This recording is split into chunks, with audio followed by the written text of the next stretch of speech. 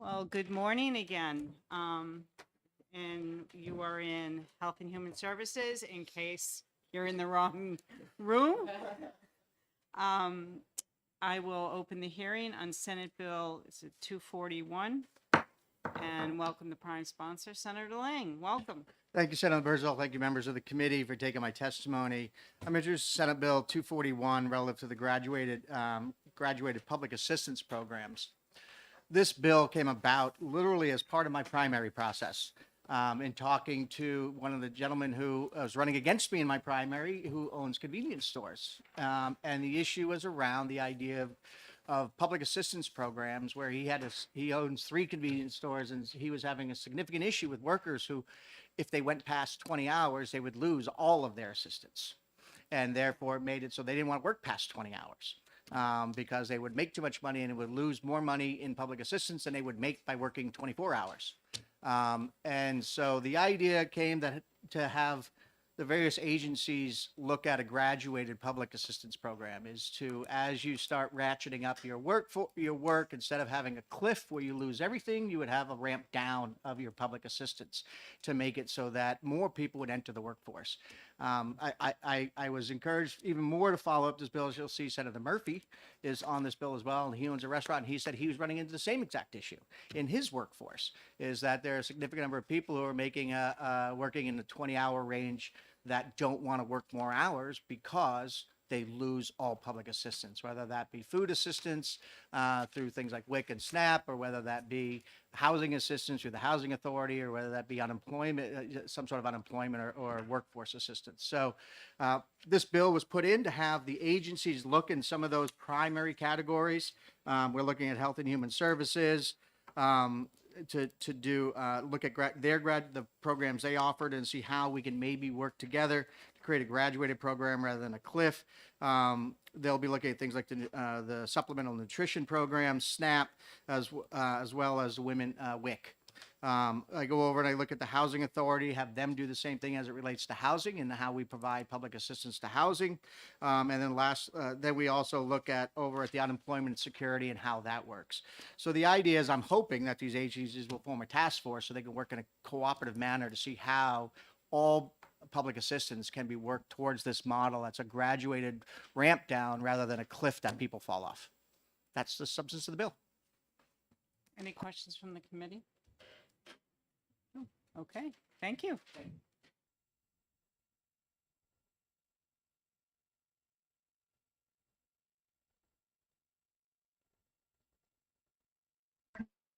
Good morning. My name is Karen Hebert. I'm the Director for the Division of Economic Stability at the Department of Health and Human Services. And with me, I would invite Brian Clark, who is our Legislative Liaison, General Counsel for the division. So thank you. I just wanted to make a note of for the committee, just for your information and convenience. The department had actually had a study conducted. It was released in 2019, which I'd be more than happy to provide you with a link to. And I would want to explore with you the possibility of either augmenting that particular study, which was really all related to the cliff effect items. There were a number of recommendations that came out of that study that the department is currently piloting or that we have pursued already. And I think that it would be really helpful if we were to have, if this passes, that if the study could include perhaps the impact of those particular pilots and those particular initiatives that have been implemented, so that we can really take a close look at the effect of them and to ensure that they were effective in meeting the purposes of trying to mitigate the cliff effect. I also wanted to just make a note of in the bill there, we would ask for an appropriation for that. I understand the fiscal note didn't quite make it yet, so we would ask for a appropriation of $200,000 for that particular study. Nope. I thank you, and I do believe we have the, well, this is 200,000 for the Housing Finance Authority, so. Any questions from the committee? How would you incorporate that language into the study? I would be happy to work with the committee to do that, or I can certainly draft something, propose something to include. Yep, Thank you. sure. Senator Bradley. It would seem to me that if you, on line 11 of the bill, the department shall submit a report on its findings and any ongoing pilot programs, for any proposed legislation, that would be adequate. Yes. I guess I'd like to know why you need an appropriation for work that you're already doing. The appropriation would be to further study the effect of the items that we are implementing or that we have yet to implement that came out of the last study that was done, those particular recommendations. So I think that it would warrant that kind of an analysis that you're asking for here to further look at those items that we would need.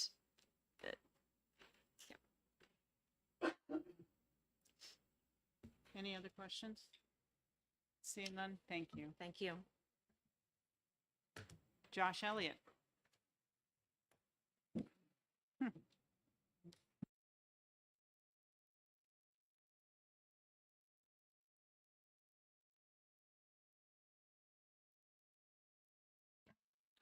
Good morning, Madam Chair, members of the committee. For the record, Josh Elliott, Director of the Division of Policy and Programs of the New Hampshire Department of Energy.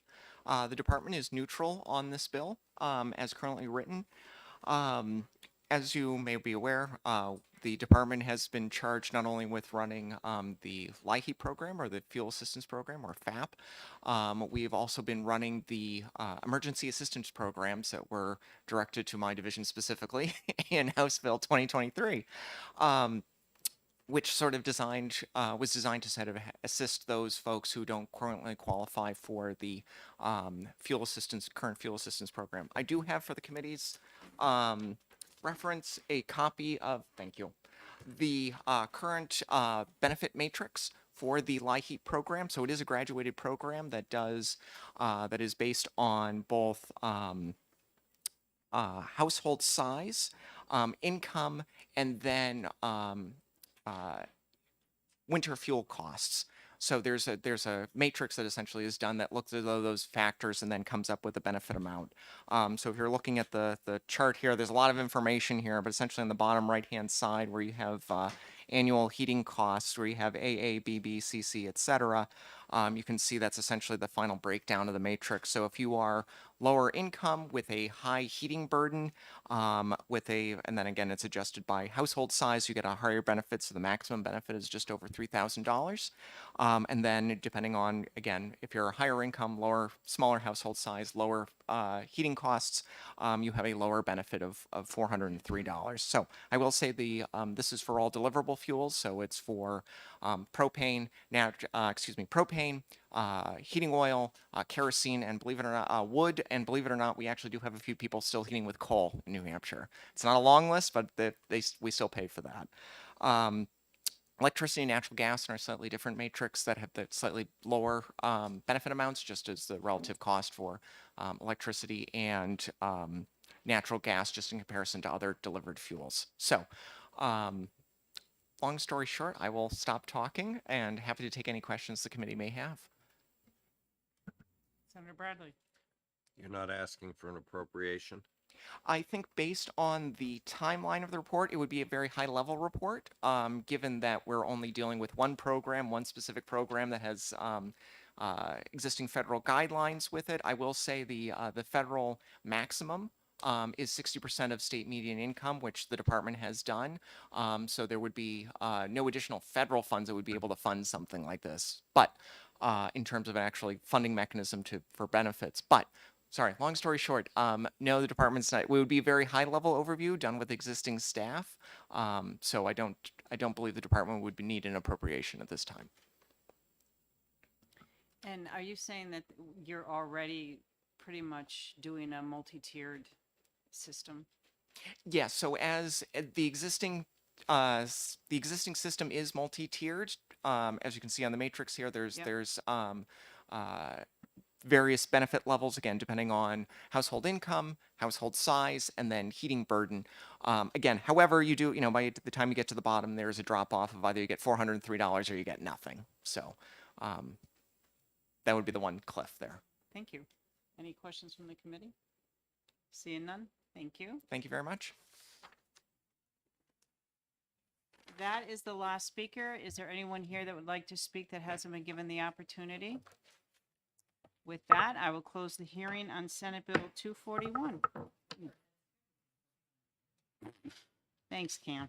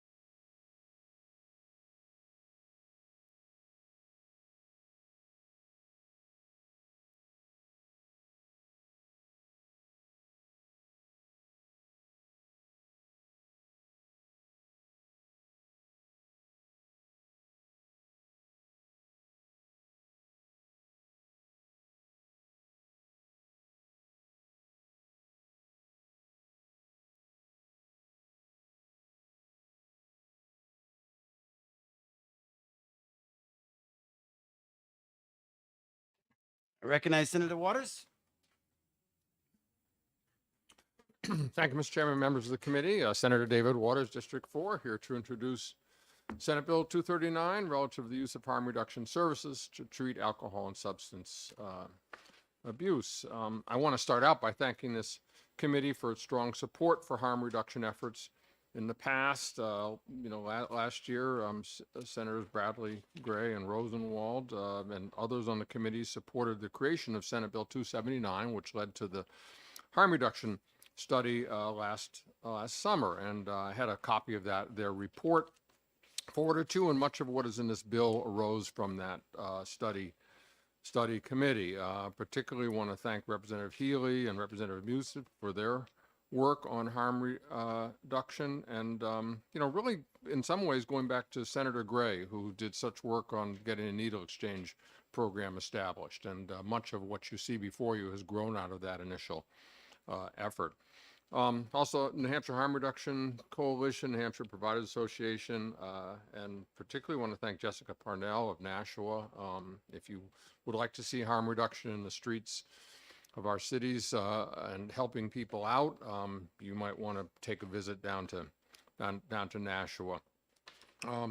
And certainly recovery community, chiefs of police, fire, EMT chiefs, and a lot of conversation with Manchester police, fire, EMTs, in particular Mayor Craig. Heard a lot from her about the issues that were being faced in Manchester. And then, of course, Patrick Tufts, chair of the Governor's Commission on Alcohol and Other Drugs, because this is a bill that reflects a lot that is has been worked on by a lot of people and trying to bring that together into one bill. So let me start off with the Governor's Commission, and much of the language in the first 2 pages includes harm reduction in the language that established the Governor's Commission. This is because in its latest strategic plan, It has added harm reduction to part of the commission's strategic plan and its task forces, and so it seemed appropriate, working with the chair of the commission, Patrick Tufts, that we would include then harm reduction because it has become a major part of the commission's work in that.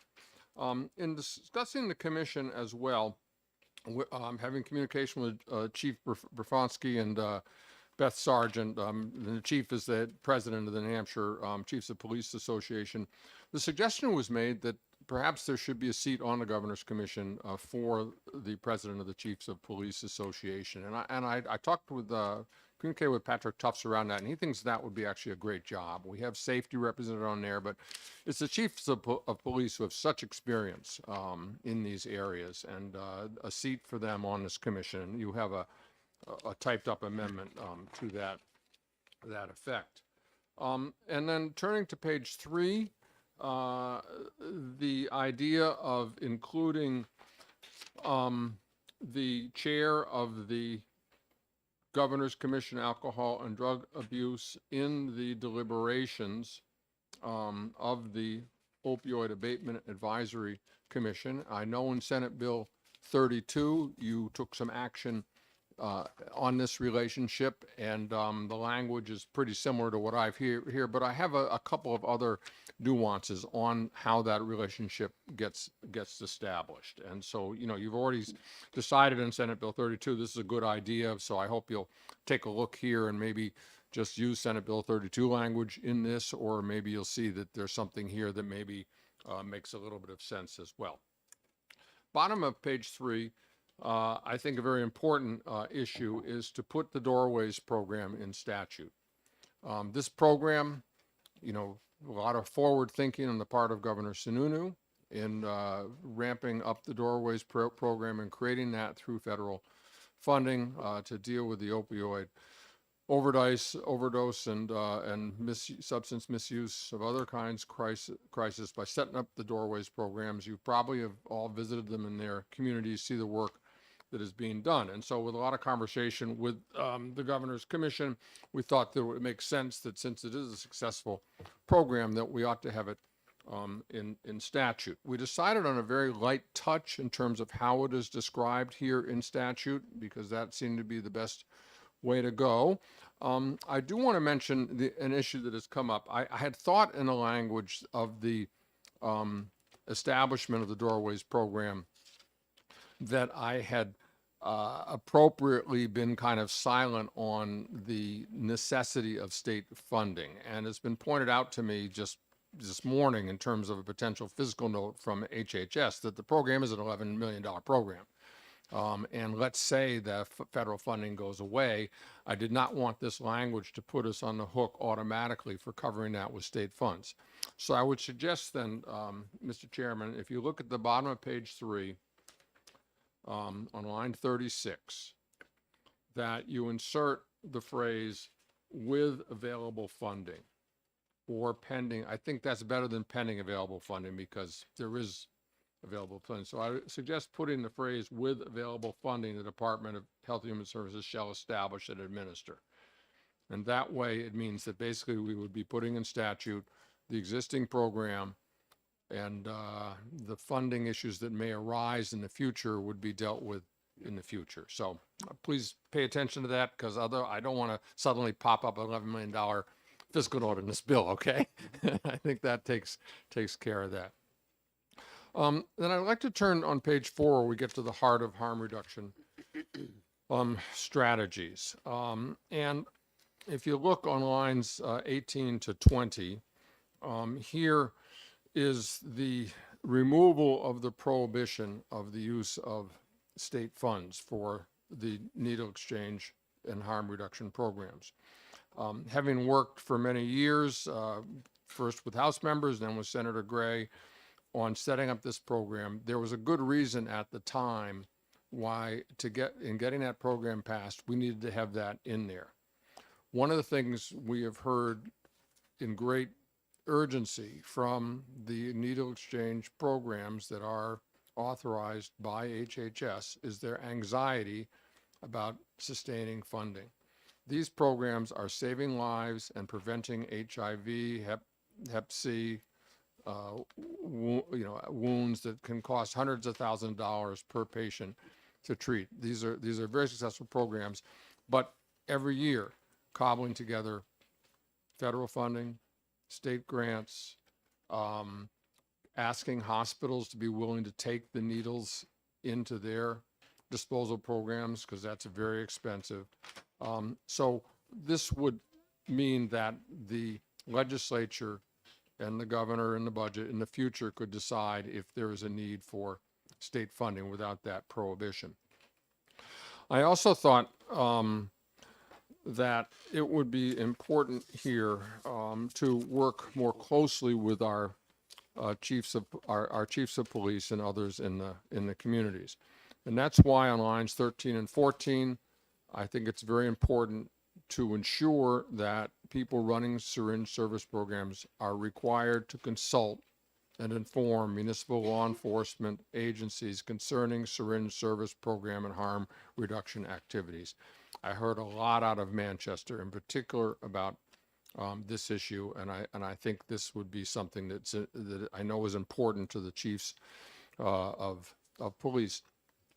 And I'd like to say something briefly about the working with the chiefs of police, the fire chiefs, EMT folks, and others on harm reduction issues. You know, we talk a lot about how our police are fighting the opioid crisis, and indeed, I think that's appropriate language. But if you see what our police are doing, and the fire and the EMTs around the state, actually what they're really doing is fighting for people with substance misuse disorder. I point in particular to what's happening in Manchester, where they have established a really innovative program to follow up with people who have had overdoses, to do follow-up, see if they can get services, and track them in ways that can connect them with help after they've had an overdose. We heard as well about the innovative program that fire and police are starting in Portsmouth to help people with substance misuse disorders. And again, back to Manchester, how it has provided help to its surrounding communities because it is a regional issue. And so I think that, you know, this bill really tries to recognize what the police are contributing here and to make sure that they are comfortable with what is being done in harm reduction. So the bottom of page 4 is getting into the issue of what is being done with harm reduction programs. Now, harm reduction is kind of a term that has come to mean the whole range of activities that help prevent disease. So the HIV, Hep C, wounds, abscesses, and other things that may be associated with substance use. And then it is also helping to ensure, helping people not suffer an overdose. And this is done in a variety of ways. First and foremost has been the arrival of fentanyl test strips. These are being provided to individuals. Fentanyl is killing, as we know. The figures aren't final, but we're back up to maybe 475 deaths in 2022, which is just a few shy of the peak from a number of years ago. And just remember that the earlier peak was before naloxone. We were getting so much naloxone out, and yet we're still at 475 or so overdose deaths last year. So fentanyl test strips save lives. Other kinds of materials to help ensure safer injection and also safe sex supplies, but particularly the ones that might be covered by New Hampshire's paraphernalia laws. And the concern had been that we need to have this exception here on paraphernalia laws so that people who in this bill are working for a needle exchange program, who have these materials, the fentanyl test strips, to give to people in the streets, that they will not be subject to arrest for possessing paraphernalia. The bill is silent on users possessing those items. And this is where we listened very carefully to the police about that. There is a House bill which also exempts users, and that has created opposition from the chiefs of police. This version is okay. So I wanted to point that out because there's a lot of discussion around this. I think if you are somebody who works for a needle exchange program and they have to be registered with HHS and you are employed by them and distributing these things, you will not be subject to arrest for possessing paraphernalia. So that's what this does there. And you'll see the definitions down at the bottom here. And you can check the paraphernalia laws and just see how this bill is trying to do that. And then finally, Mr. Chairman, members of the committee, if you turn to pages 5 and 6, a lot of discussion about healthcare providers and harm reduction, prescribing of medically assisted treatment, and what we heard. Representative Dr. Wood was on our committee, and we heard a lot of testimony from providers, from physicians, from other healthcare providers about how is it that people are able to prescribe and help folks who have substance use disorders get the medication and the treatment that they need. There was just action at the federal level. Thank you to Senator Hassan and others. There had been something called the X waiver. And it meant that if you were going to prescribe these medications like methadone, that you had to go through an X waiver program, which was an extra training on prescribing. And then it had very strict requirements that if you had one level of the X waiver, you could only treat 25 patients. And if you had another level, you could treat up to 95 patients. And this kind of blockage here was meaning that we were narrowing down the range of people who could help save people's lives through prescribing these drugs. Now, so the federal law that has just passed takes away the requirement for the X waiver. So anyone who has prescription power in our state can prescribe these drugs. This is great. What this bill does, though, is it says, let's make sure people are trained in harm reduction. And so you'll see down there for the first renewal, each licensee shall show proof of medical education on substance use, misuse disorder, harm reduction, including medication-assisted treatment. So when you go up for your license renewal, you will have taken an online course. It might be 2, 3, 4 hours, an online course to bring you up to date. And I have heard that recent graduates of medical schools, I talked to a recent graduate of Dartmouth Hitchcock, and said, yeah, we're getting this harm reduction, but not every medical school does it. And earlier generations of physicians who are working and others in the state did not get this harm reduction education. So this would say, okay, you have to do a lot of things when you come up for license renewal, a lot of different kinds of education. This would say, do this one as well. So, Mr. Chairman, committee, thank you for indulging me in going at length through this bill, but there are a lot of different pieces to it, and I'd be happy to take any questions. Any questions from the committee? Senator Bradley. Okay. Good morning. So you've given us an amendment to add the chiefs of police. The second change you've suggested is to make sure that Section 8 aligns with Senate Bill 32. Is that correct? Okay. And then the third, do you want to make this contingent on federal funding so that only federal funding could be used? For the For doorways? the doorways. There are state grants too. Thanks for your question. I think that just with that phrase, with available funding, would be kind of silent on what kind of funding it had to be. But it would, I think that phrase suggests All that, right. let's I say guess the sure I grants go agree with down. that. I think that's Yeah. a question for the LBA.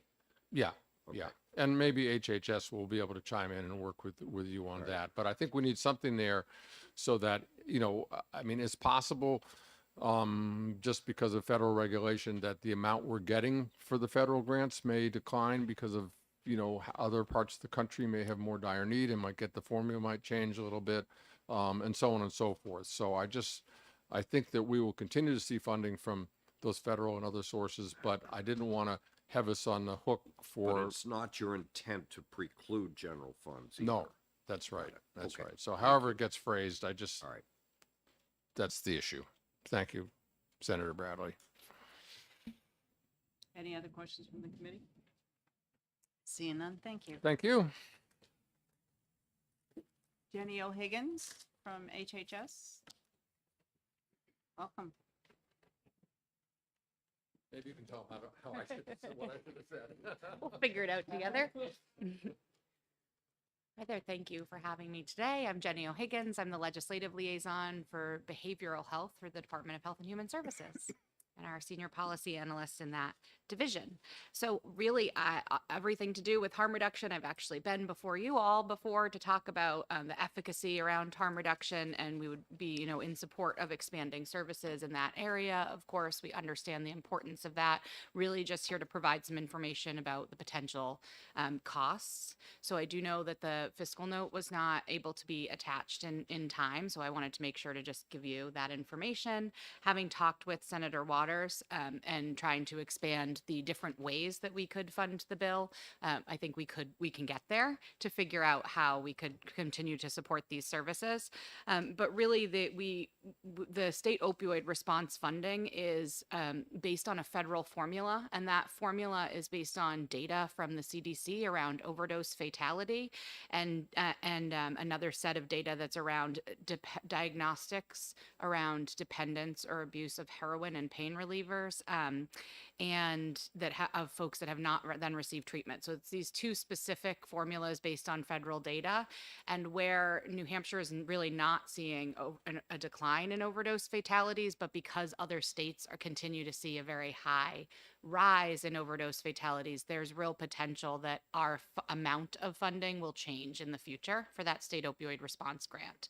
So at this time, it's a 2-year grant, and New Hampshire's in the third iteration of those 2-year cycles for the state opioid response. And at this time, we received about $28 million annually.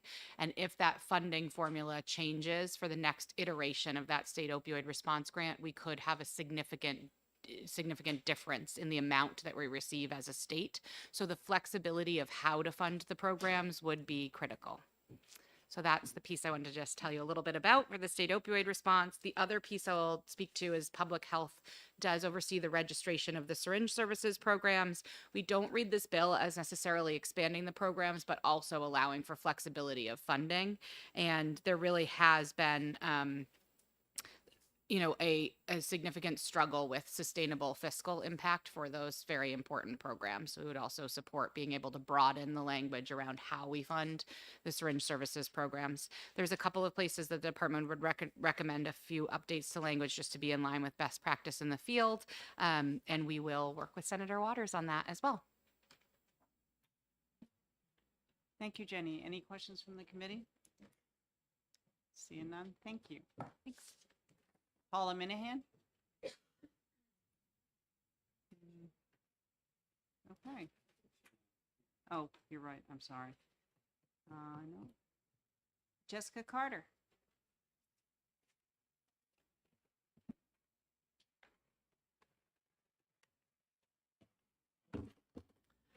Good morning, Madam Chair, Birdsall, and members of the committee. My name is Jessica Carter, and I'm a woman in recovery from substance use. I'm a CRSW and here today before you in representation of the New Hampshire Providers Association, where I currently serve as vice chair. I'm also currently the executive director of Revive Recovery Resource Center in Nashua, which operates the Syringe Service Alliance of the Nashua area, which is a comprehensive harm reduction program that currently serves the southern areas of the state. The New Hampshire Providers Association has worked closely with Senator Waters over the last few years to advance the understanding and legislation of harm reduction services and programs in New Hampshire. Last year, Senator Waters, along with others, announced SB 279, which when signed into law, created the Committee to Study HR and Overdose Prevention Programs. Led by Senator Waters, the committee completed its final report on November 1st. Some of the findings and recommendations of the committee included continued discussion regarding further harm reduction efforts, Syringe exchange and overdose prevention programs are evidence-based treatment plans to keep people who use drugs alive and increase their likelihood of both entering into treatment and entering into recovery. Harm reduction programs do not increase crime, drug use, or overdoses. Building connections within a community is critical to the success of our harm reduction programs. To ensure the stability of harm reduction and syringe exchange programs, the issues around the state and federal funding restrictions must be addressed. The New Hampshire Providers Association strongly supports this bill as it addresses many of the priorities of our organization and the substance use providers we serve. Including harm reduction in the definition of alcohol and drug use prevention programs under RSA 12J is critical to ensuring that programs such as the Doorways, SSPs are included in future discussion and legislation. The consent of harm reduction is inclusive and recognizes the needs of individuals and families affected by substance use. The New Hampshire Providers Association believes that harm reduction programs currently operating in New Hampshire, such as the Doorways and other SSPs, should not be imperiled due to legislative definitions and restrictions on the use of state and federal funds. There are not currently enough unrestricted funds in this state that are available to adequately build out our harm reduction infrastructure to effectively serve all the areas of the state. Our programs are evidence-based and have been proven to provide desperately needed services in our state. For example, while New Hampshire was ranked number 2 in the US in 2017 for opioid deaths, it is now ranked 23. Much of that success has been due to the hard work of our harm reduction community to provide naloxone and safer use info and supplies. However, these programs remain hampered by legislation that is restrictive in its terminology and its lack of approval of state funds used to purchase harm reduction supplies such as syringes. These programs that have been integral to decrease overdose deaths have to rely on private donations and fundraisers to save the lives of our New Hampshire residents. This must and can be changed. I'm sure you've heard of the recent overdose deaths in Manchester, and our programs are operating to respond to that, to get the word out and make other communities aware so we don't lose more lives. Last year, there were over 100,000 overdose deaths in the United States, 473 in New Hampshire alone, as we already heard earlier today.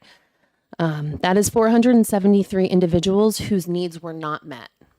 These deaths would have been preventable with more comprehensive harm reduction approaches. Ensuring that the tenets of harm reduction and removing financial and legislative barriers to critically needed programs that have been proven to be effective in New Hampshire will help reduce overdose deaths in our state. On behalf of the Board of Directors and members of the New Hampshire Providers Association, I respectfully request that you support passage of SB 239 and take a stand for our recovery community.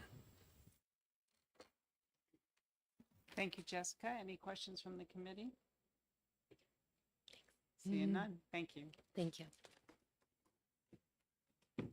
Frank Knack?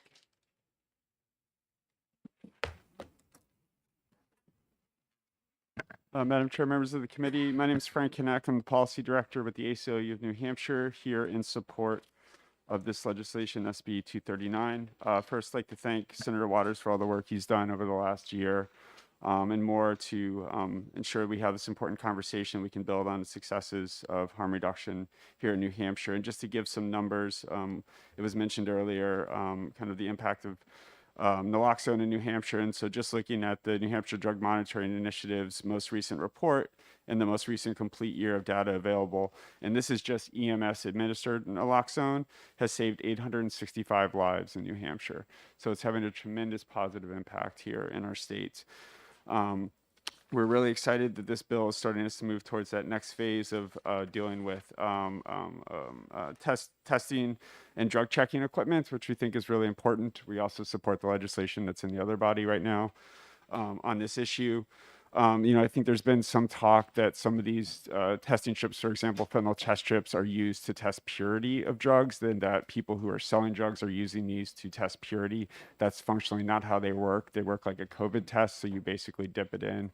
It's yes for fentanyl or no fentanyl. It's not saying it's like 98% pure or 50% pure. It's just a yes or no. It's there to provide that life-saving information to individuals. Also, there's been talk that some of this equipment encourages drug use, and I'll just point to the Office of National Drug Control Policy. The director of that agency said, quote, "There is no scientific evidence to support the notion that harm reduction services like fentanyl test strips somehow encourage drug use, but there is significant evidence to support the fact that these tools can save lives." So again, these are harm reduction strategies that we are in support of. Would like to lift up a couple of just food for thought with this legislation that we would hope y'all would consider. Again, we support this bill, but a few things that we would hope y'all would consider. I know Senator Waters talked about on page 4, lines 13 and 14, the need to engage with law enforcement, to have that explicitly. Under current law, there's already requirements that syringe service providers coordinate and collaborate with local agencies. And so we just want to be, clear that we would have some concerns that this could be used by certain law enforcement that may not want those programs in their community to stop those life-saving programs from happening. And so we think we're not sure why we need to go beyond what's in the existing law right now when everything seems to be working. We've heard no complaints. The providers are engaging with local agencies when they're in their communities. And also, on page 5, lines 5 and 6, we have some concerns, and I know Senator Waters addressed this issue, but that drug testing equipment does not include the substances being analyzed, which really makes this really just a in theory project.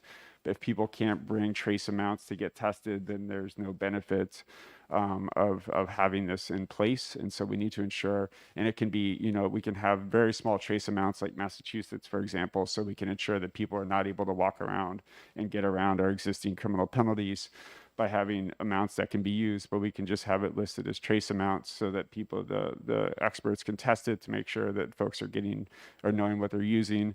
And we can actually have some teeth to this to save lives.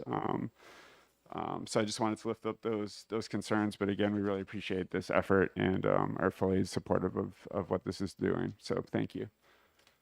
Thank you, Frank. Any questions from the committee? Seeing none. Thank you. Lauren McKinley.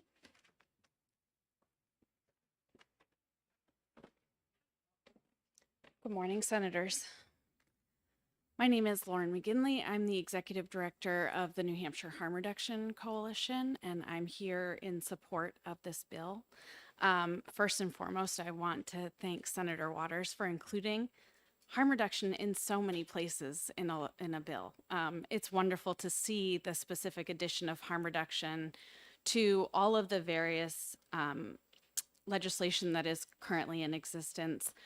We feel like for the past 10 years, we've been elbows up trying to get into those rooms and at those tables. So we feel like this legislation specifically states that now we have an invitation. And we deeply appreciate that because these conversations are important. Our main goal is to end fatalities that are a result of a person using drugs.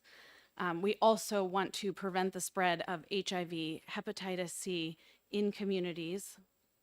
And we want to prevent infectious wounds from becoming very serious medical conditions that can cost hospital systems incredible amounts of money. A single case could cost $500,000 for an uninsured individual who has a wound that goes that goes untreated. The prevention of that could cost 10 cents. A single syringe costs me 10 cents to distribute to someone. So I think everything that Mr. Knack said about the thoughts around engaging law enforcement, I completely understand the concerns that law enforcement agencies would have with bringing more supplies into a community. I get that. It's a very concerning risk to take when you're talking about the overall safety of every person in your community. I lean heavily into the fact that this is a 30-year vetted, evidence-based public health policy. Bringing clean supplies into a community, the only thing that we want as a result of that is for people to use those services. And having law enforcement a part of those conversations will prevent people from utilizing those services. If I am required to disclose locations, times, things like that, my concern is that my participants would feel at risk and would not come and utilize them. When that happens, when participants don't have access to safe syringes, sterile injection equipment, they, best case scenario, reuse their own equipment. And that's a terrible best case scenario.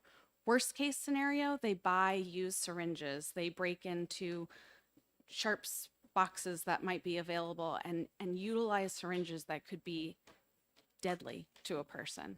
So our hope is that when you think about engaging communities as a whole, we do that. Before we go into a community, we assemble community advisory panels consisting of really every type of person that may come in contact with a person who uses drugs. So for instance, when we came into Concord, we assembled an advisory committee of the first responders, police were invited, we had the doorway representation, we had providers, we had medical personnel, we had EMS come and help advise us how to move into the Concord community.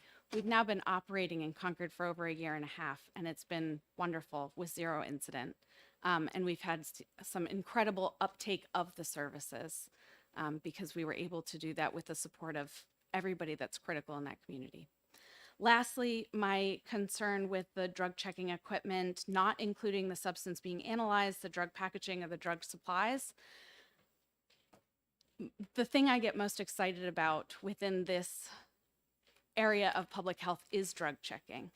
I look very forward to the first day that we get to fire up our own FTIR machine and start to utilize small samples from our participants to inform them and give agency back to them about what is in the drug supply that could potentially kill or harm them.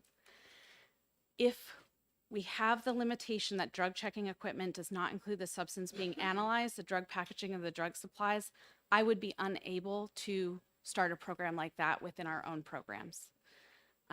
Unfortunately, I have to provide protection to not only my staff, but to the participants that utilize these vital public health services. And if drug checking equipment does not include the substance being analyzed, which by the way needs to be about the size of half a grain of rice, I wouldn't be able to operate these programs safely. So if there are any questions, I'd be happy to answer. Any questions from the committee? So I'm assuming Senator Bradley? that on page 5, you want line 5 and 6 deleted from the bill. I would, yes. Thank you. Thank you for the question. Any other questions from the committee? See none, thank you. Thank you. Carrie Nolte? Welcome.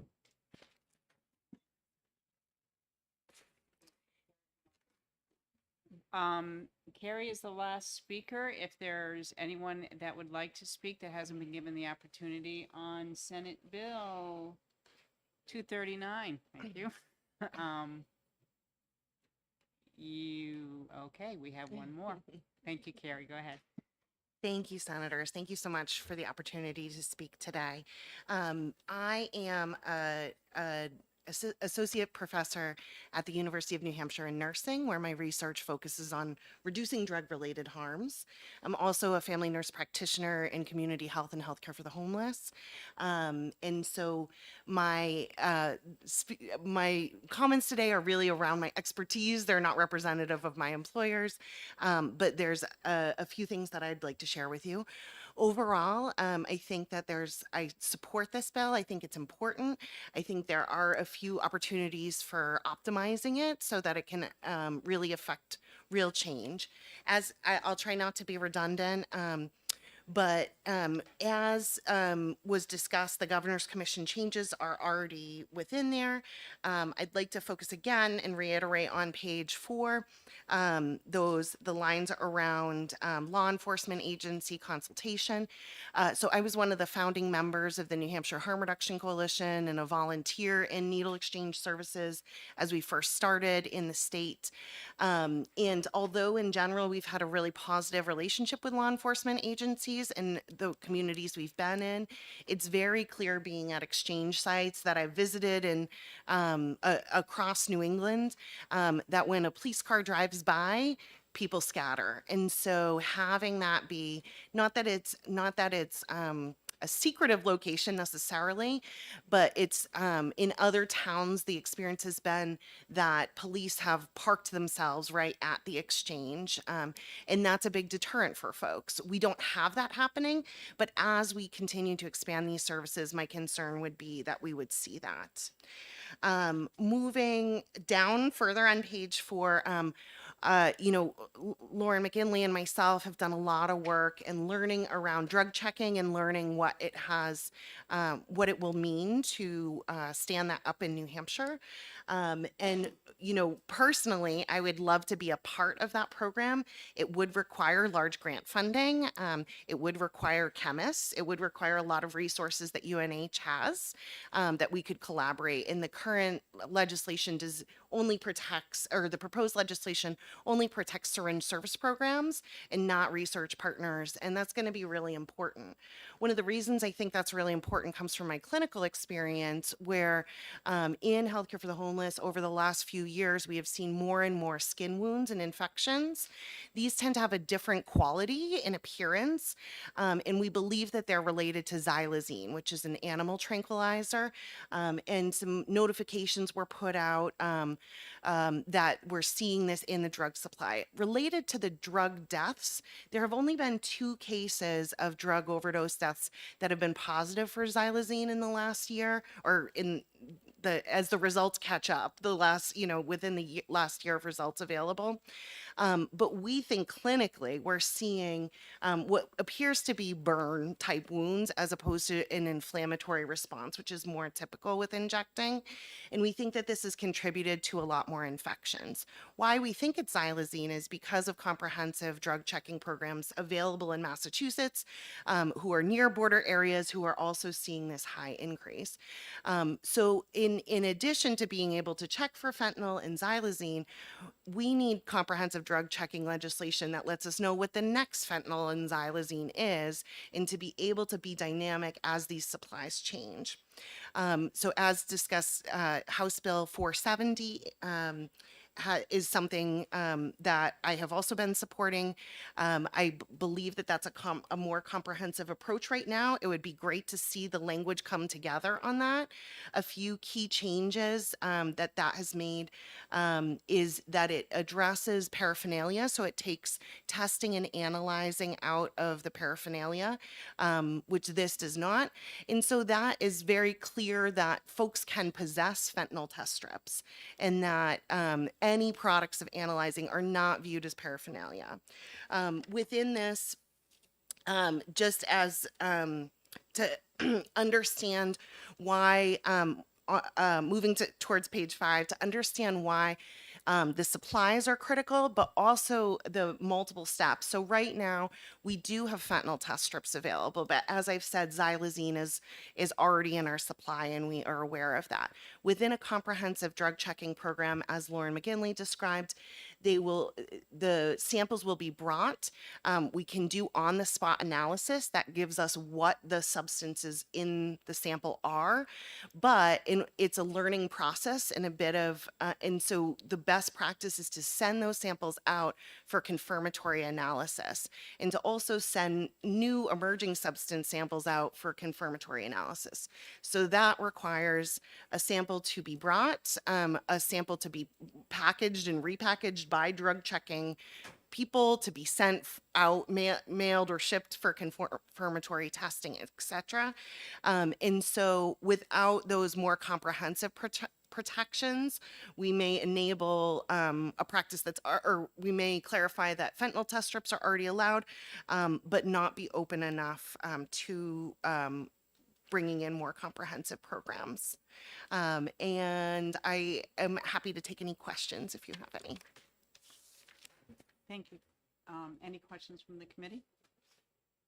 Seeing none? Thank you. Kate Frey?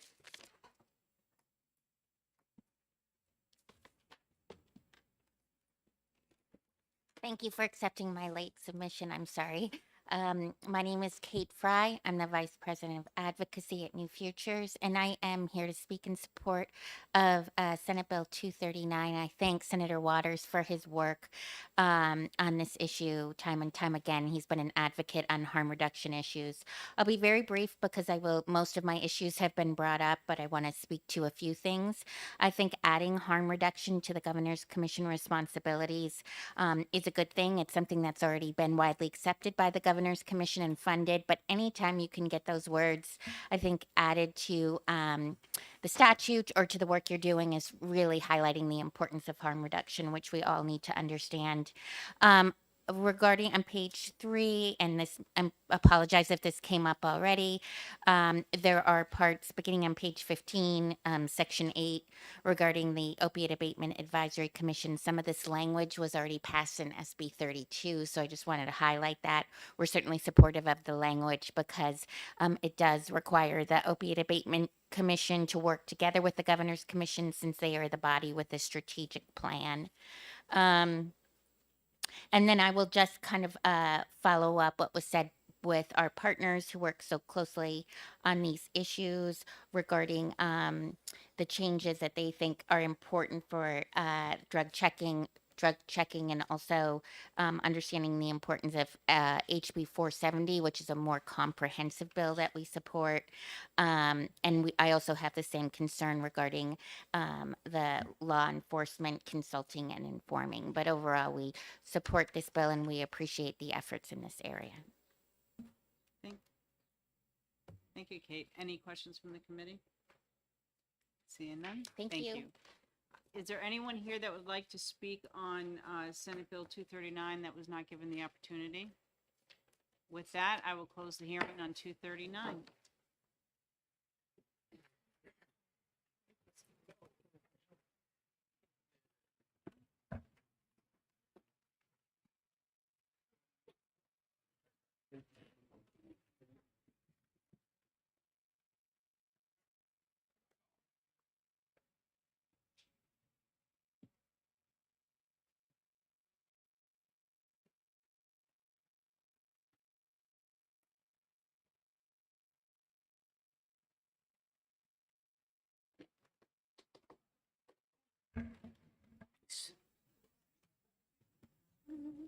And I will open the hearing on Senate Bill 240 and welcome the prime sponsor, Senator Prentice. Welcome. Good morning. Long time Chair no Birdsell, see. I know, we're all regulars this week.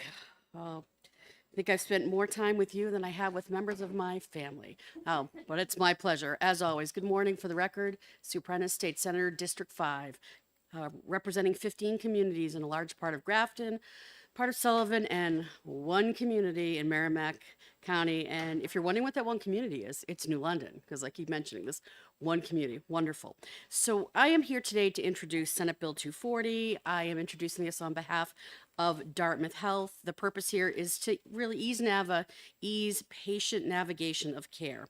240 makes a change to RSA 141 H2, the statute that governs conditions for genetic testing. Senate Bill 240 would allow a healthcare facility to disclose genetic testing or lab results to clinical entities in processes related to clinical care or research for the patient. For example, this would allow a health facility to work with a clinical entity to find an innovative protocol for a patient navigating cancer or for a patient navigating Lou Gehrig's disease, ALS. So I want to be clear up front, and I have Dr. Todd Morrill, who's an emergency services provider from Dartmouth Health here to testify in favor of this. And he can actually talk more about the impact of the change in this statute. But I think it's important to recognize that all of these patients, they are right now, the only thing that can be shared with these other entities is tissue or tumor. This would actually allow for the results and the analysis to be shared with these clinical entities and doing what I consider a really important matchmaking to refine and almost tailor the care for, well, the protocols for care. The consent is done up front for this. So I just want to make sure that that is clear. And I'm going to close out my testimony. I can answer any questions, maybe. If not, Dr. Morrill or Courtney Tanner are also here. And I want to make sure that we're all looking, from the bill that was, when it was initially introduced, I made a change and I introduced an amendment. It's 2023-0500. And we just broadened the language so that we made sure that all clinical conditions that could benefit from this type of working with clinical entities using these results and analysis would be included. And with that, I'm all set. Thank you, Senator Prentice. Any questions from the, Senator Brad? Would you mind starting all over? I'll give you a copy. Senator Bradley?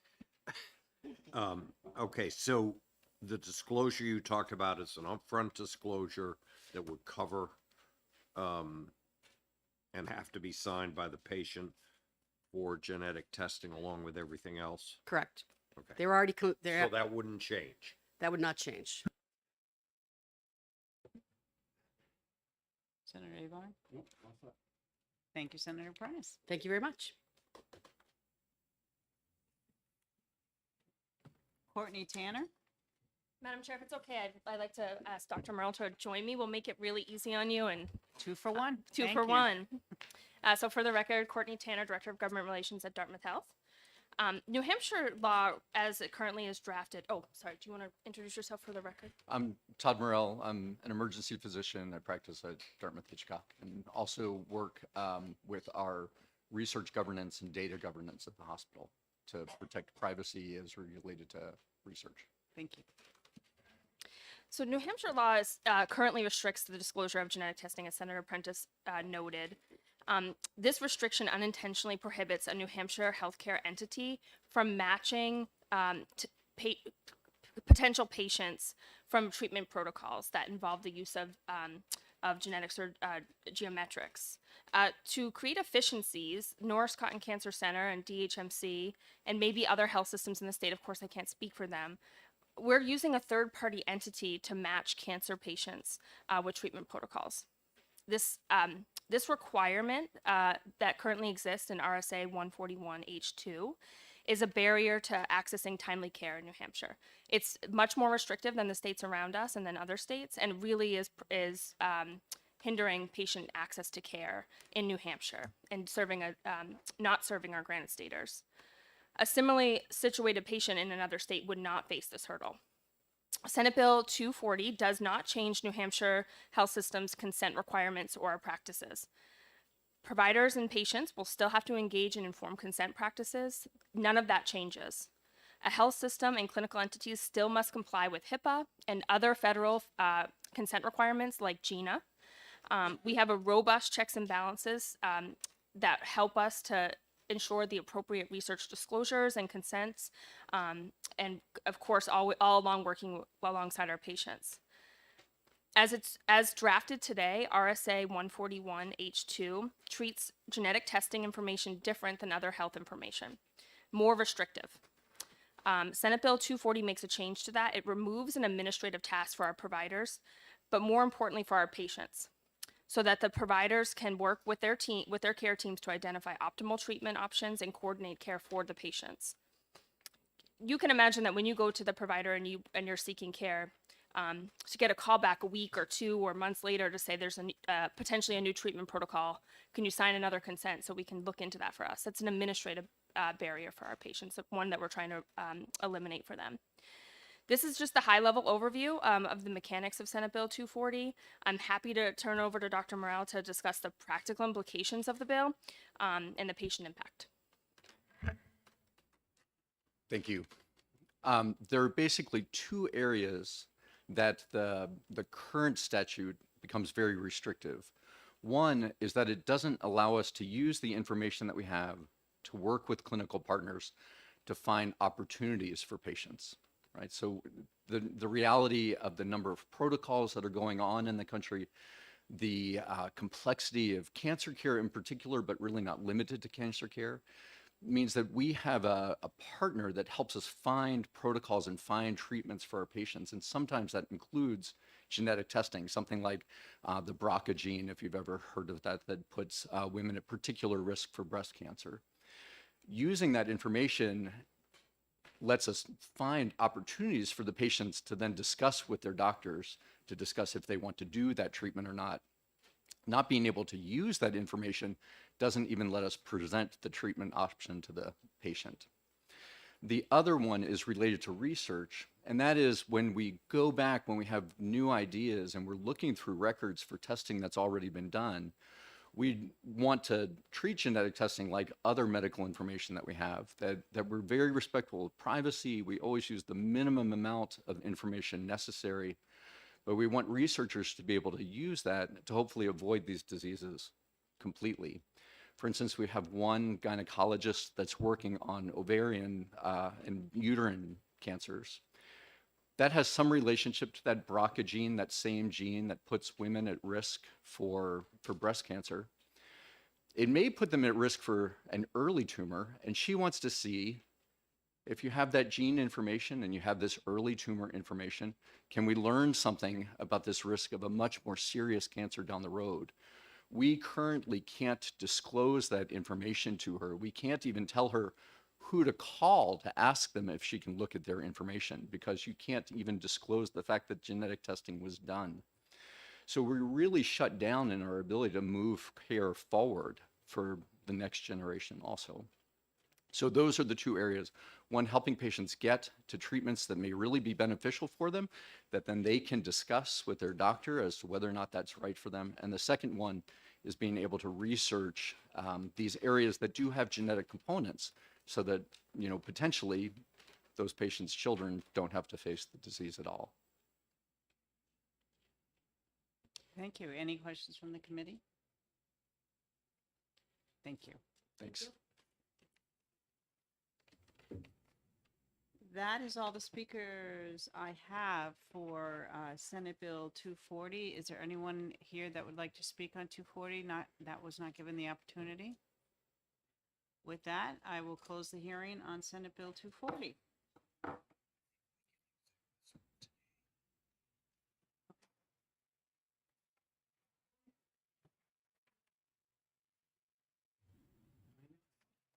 You are.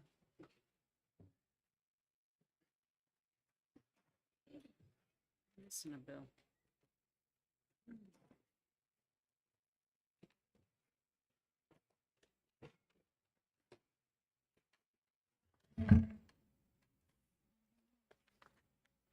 And we're almost on time. I will open the hearing on Senate Bill 234. And Senator Avard, the prime sponsor, welcome. Thank you, and thank you, Madam Chair and committee. For the record, my name is Kevin Avard, the senator from District 12, representing towns from Nashua all the way to Ringe. And I am the prime sponsor of 234 FNA. And basically, this bill directs the Department of Health and Human Services to develop a public awareness campaign on brain health, Alzheimer's disease and related dementias, and make an appropriation for the department for this purposes. At last count, in 2020, approximately 26,000 Granite Staters living in New Hampshire have been diagnosed with Alzheimer's. 26,000. And the problem is that it's expected to grow by 2025. It could go up another 23%. And this is catching people off guard. And you know, along with the Alzheimer's, there's the shame, you know, people don't know how to deal with it. They don't know how to diagnose it. They don't know where to go to for help with this. And so this is basically a small appropriation to have the Department of Health and Human Services do a campaign to make public awareness on this. I think we've seen in other bills where, you know, people didn't realize they were covered under something, or there was, you know, basically information that people weren't aware of. We want them to be aware that this is a growing problem. And as you know, in New Hampshire, we're aging. Some of us just turned 60. Yeah, no, I'm an old fart. Getting home. All right. So anyway, we have people that talk a little bit more about the bill, but if you turn to page 1, basically the idea is to educate providers, increase public understanding, and inform healthcare professionals and the general public of dementia and care. It's a real concern because people really are caught off guard, and I don't know. Has anybody seen The Notebook, the movie? Very touching movie. It's very, very good movie, but it really impacts individual lives severely. So we want them to be have a little understanding as to what we're dealing with. Thank you, Senator. Any questions from the committee? Seeing none. Thank you. All right. Next. Jessica and Melissa? Is it okay if we come up together, Senator? Sure. Okay.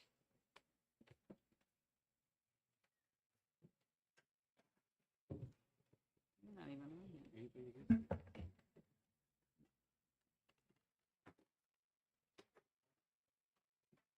Just to support my bill. Welcome. Good morning, Madam Chair, members of the committee. For the record, my name is Jess Eskeland. I'm the Senior Public Policy Manager for the Alzheimer's Association here in New Hampshire. Obviously here today in support of Senate Bill 234, I'd like to thank Senator Avard for bringing this forward and for so many members of the committee for co-sponsoring this important legislation. I'm here with Melissa Grenier, if you'd like to introduce yourself. Good morning, everybody, Madam Chair and committee members. I'm also here to support SB 234, and my name is Melissa Grenier. I'm the Regional Manager for New Hampshire for the Alzheimer's Association.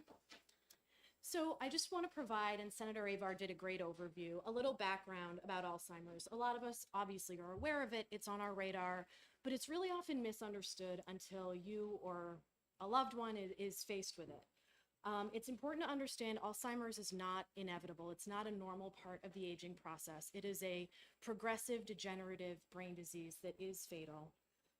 And in its early stages, memory loss is mild. In its later stages, folks lose the ability, you know, over time to even really interact or respond to their environment.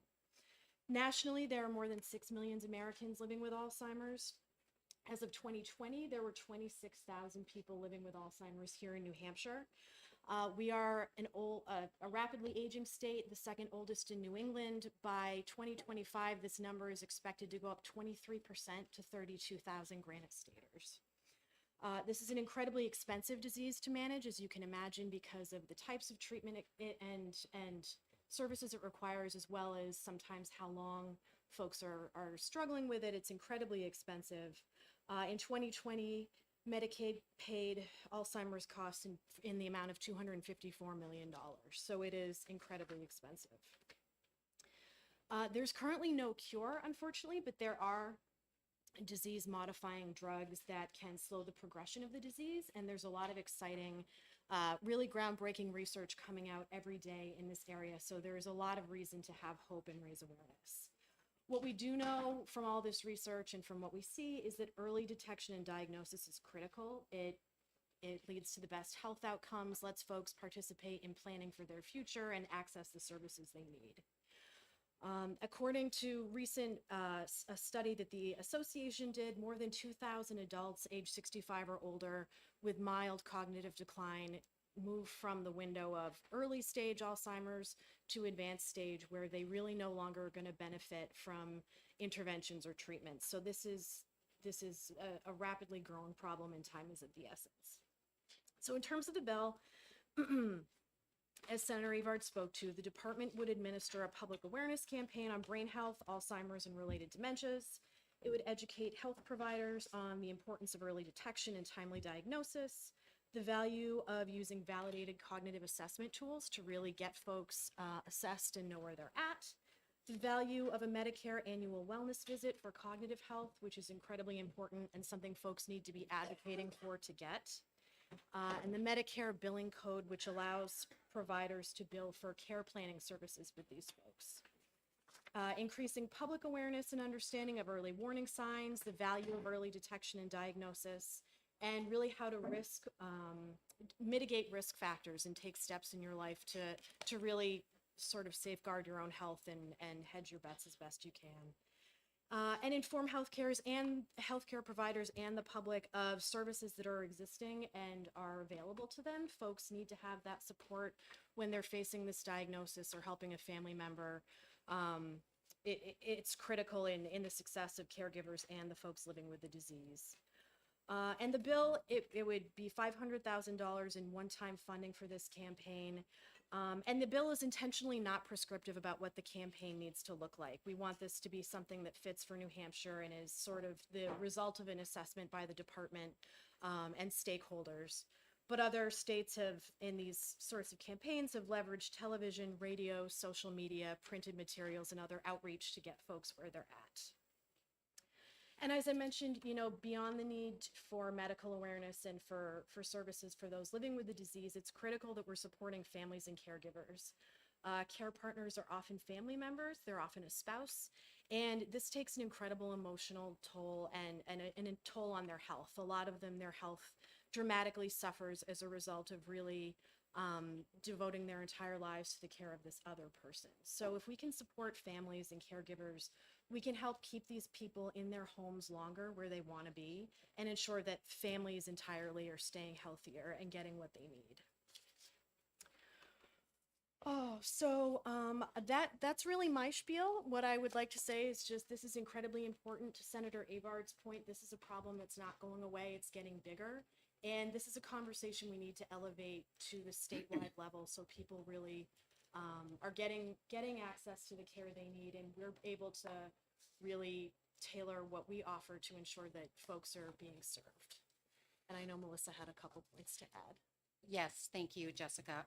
I also just wanted to point out, I've been with the association, the Alzheimer's Association, for over 11 years, and as a clinical social worker, I've worked with people of various types of memory impairment for 18 years. And this is the theme, the lack of awareness is the theme I've seen across my entire career, working in various different settings, interacting with people with memory impairment. And what I really see is that a lack of awareness leads to a lack of an understanding of the symptoms that lead to dementia or that are indicative of dementia as a disease process. So if someone isn't aware of the symptoms, they're not going to seek a diagnosis, and the delay or the lack thereof of a diagnosis leads folks to not understand the services and supports that are available to them. And honestly, it also puts undue pressure on our medical system and increases the cost of care because people are entering into those treatments and those supports at a much more compromised level in their disease process.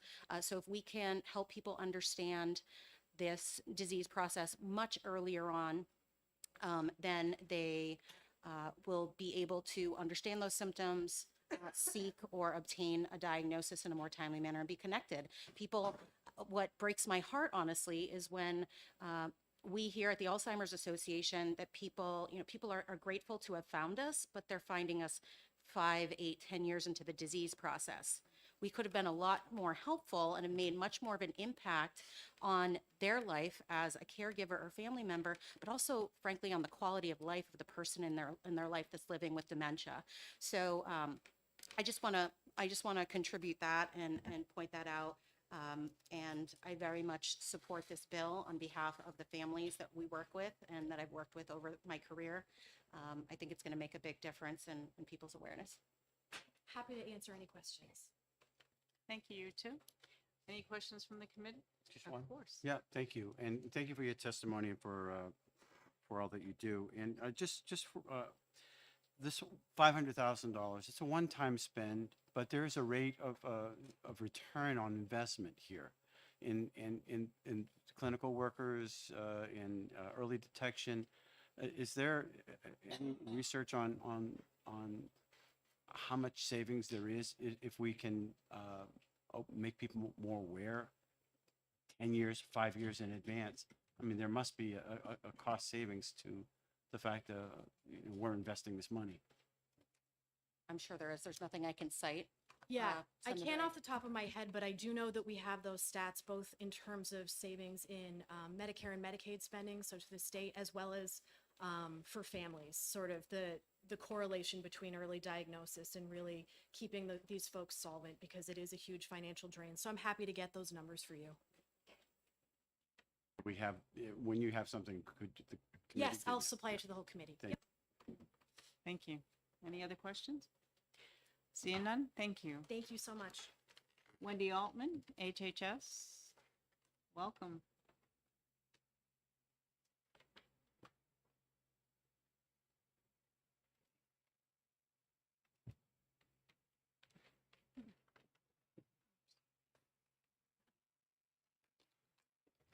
Welcome.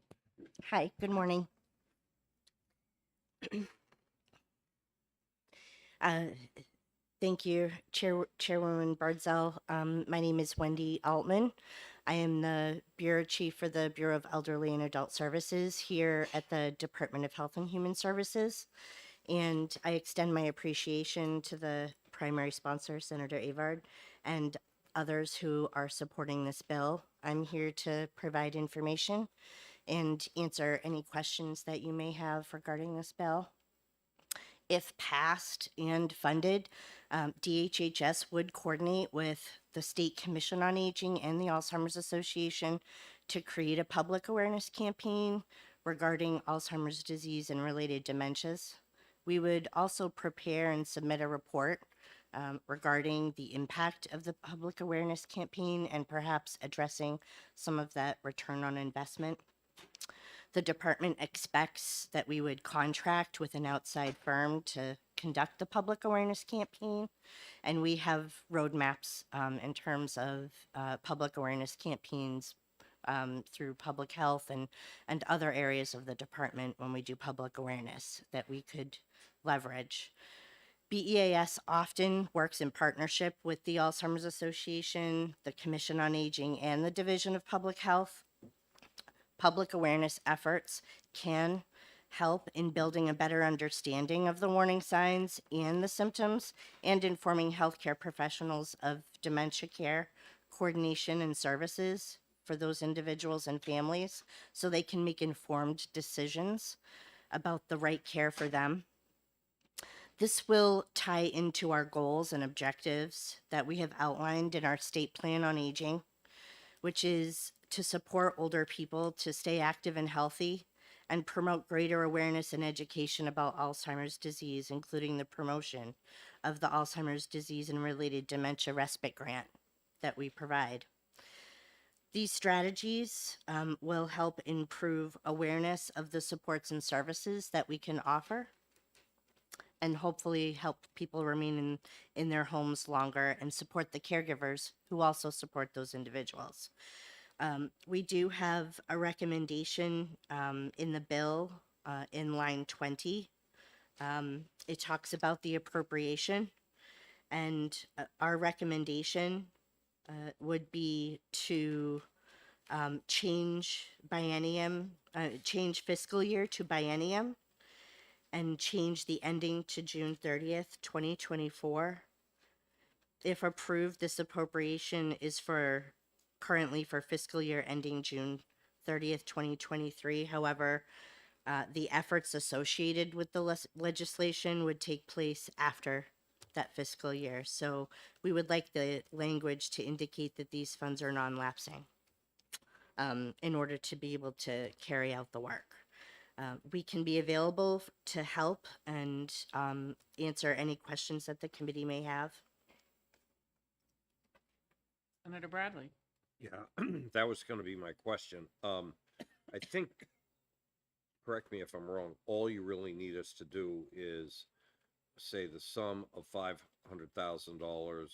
for fiscal year ending in June 30, 2023, which is non-lapsing, is hereby appropriated. That would allow you to expend the money in fiscal year 24 or 25, but it would be accounted for in FY 23. Is that? Okay, that's fine. We had written out in our notes just a suggestion that we could pass on to you, Okay. as long as we're able to carry forward those efforts and have a contract to do the work during 2024. All right, thank you. Any other questions from for the department from the committee? See none, thank you. Thank you. Kathy Harvard?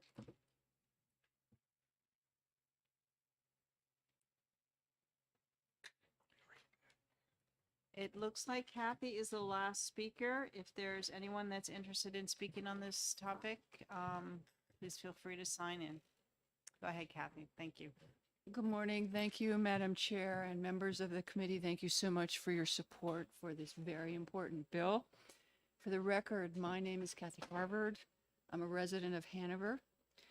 And I'm pleased to appear before you today and thank you for the opportunity to offer my support and testify in support of Senate Bill 234. So I speak to you today as a longtime volunteer and advocate for the Alzheimer's Association, but more importantly, as the care partner for my husband, Andy Harvard, who lost his battle with younger onset Alzheimer's disease just 4 years ago. For more than a decade, my husband and I navigated the very harsh realities of the Alzheimer's journey, often wondering where to find answers, how to find help in our community. What a difference better community awareness and understanding of Alzheimer's and other dementia could have made to us and so many others, and still could. Our story began when my husband, Andy, was in his 50s. We had 3 young children. He had a job he loved and was good at, and we were very excited about our future. Andy was fit. He'd climbed many of the highest mountains in the world. He showed no obvious signs of illness. However, unbeknownst to me and his employer, Andy was already experiencing the subtle mood and behavior changes that are frequently associated with the earliest signs of Alzheimer's disease. And ultimately, these resulted in his being fired. So in one fell swoop, we had a disastrous diagnosis. We lost our primary source of income. We lost access to medical insurance for our family. And of course, too young to access Medicare. No one in the workplace recognized the early signs of Alzheimer's or the possibility of an underlying medical condition. And it was only 9 months later when Andy was diagnosed with cognitive impairment, likely early onset Alzheimer's disease, that we finally understood what was happening. Just imagine how differently this story would have played out if any of us had recognized the early signs of Alzheimer's or had known to look for a medical condition that might have explained a colleague or a loved one's changed behavior. Imagine how different our Alzheimer's journey would have been had there been community resources and services available to support Andy and me. Now, I have to say, Melissa just said it. It was the Alzheimer's Association that was the lifeline for us. But I had to go find it. I had to search hard and long. It shouldn't be that hard. It's human behavior to avoid things we don't understand and ignore things that scare us. But we have a remarkable time that's coming ahead very soon, an age of scientific discovery where all this is changing in the Alzheimer's front. And very soon we will have low-cost tools that can be used to diagnose, delay or prevent, and even treat early stage Alzheimer's disease. But the first step, the very first step, will depend on changing attitudes. Fear needs to be replaced with knowledge, and all of us need to be empowered with the understanding that we have an important role to play in safeguarding our own brain health. It's not just up to our doctors, it's up to us to ask the questions. For these and so many more reasons, and the 26,000 Granite Staters and their families who are suffering with Alzheimer's just today, I thank you and I urge you to pass this important piece of legislation. Get us involved in the game. We need to join this. This is very important. Families like ours need awareness, they need support, and they need resources in facing a disastrous disease like Alzheimer's and other dementia. Thank you so much. Thank you so much for your testimony. Is there any questions from the committee? Seeing none, thank you. Is there anyone here, like I said, Kathy was the last speaker. Is there anyone here that would like to speak on Senate Bill 234 but wasn't given the opportunity? With that, I will close the hearing on 234, and when Cam is ready, we can move on to our final bill.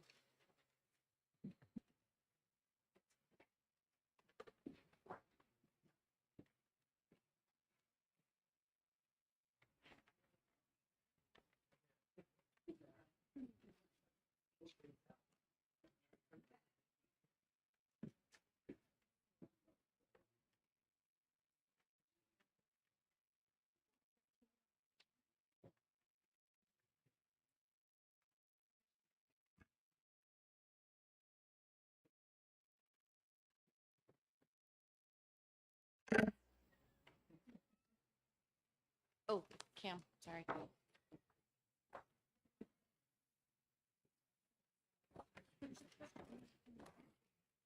See, that's what happens. Yeah, I know.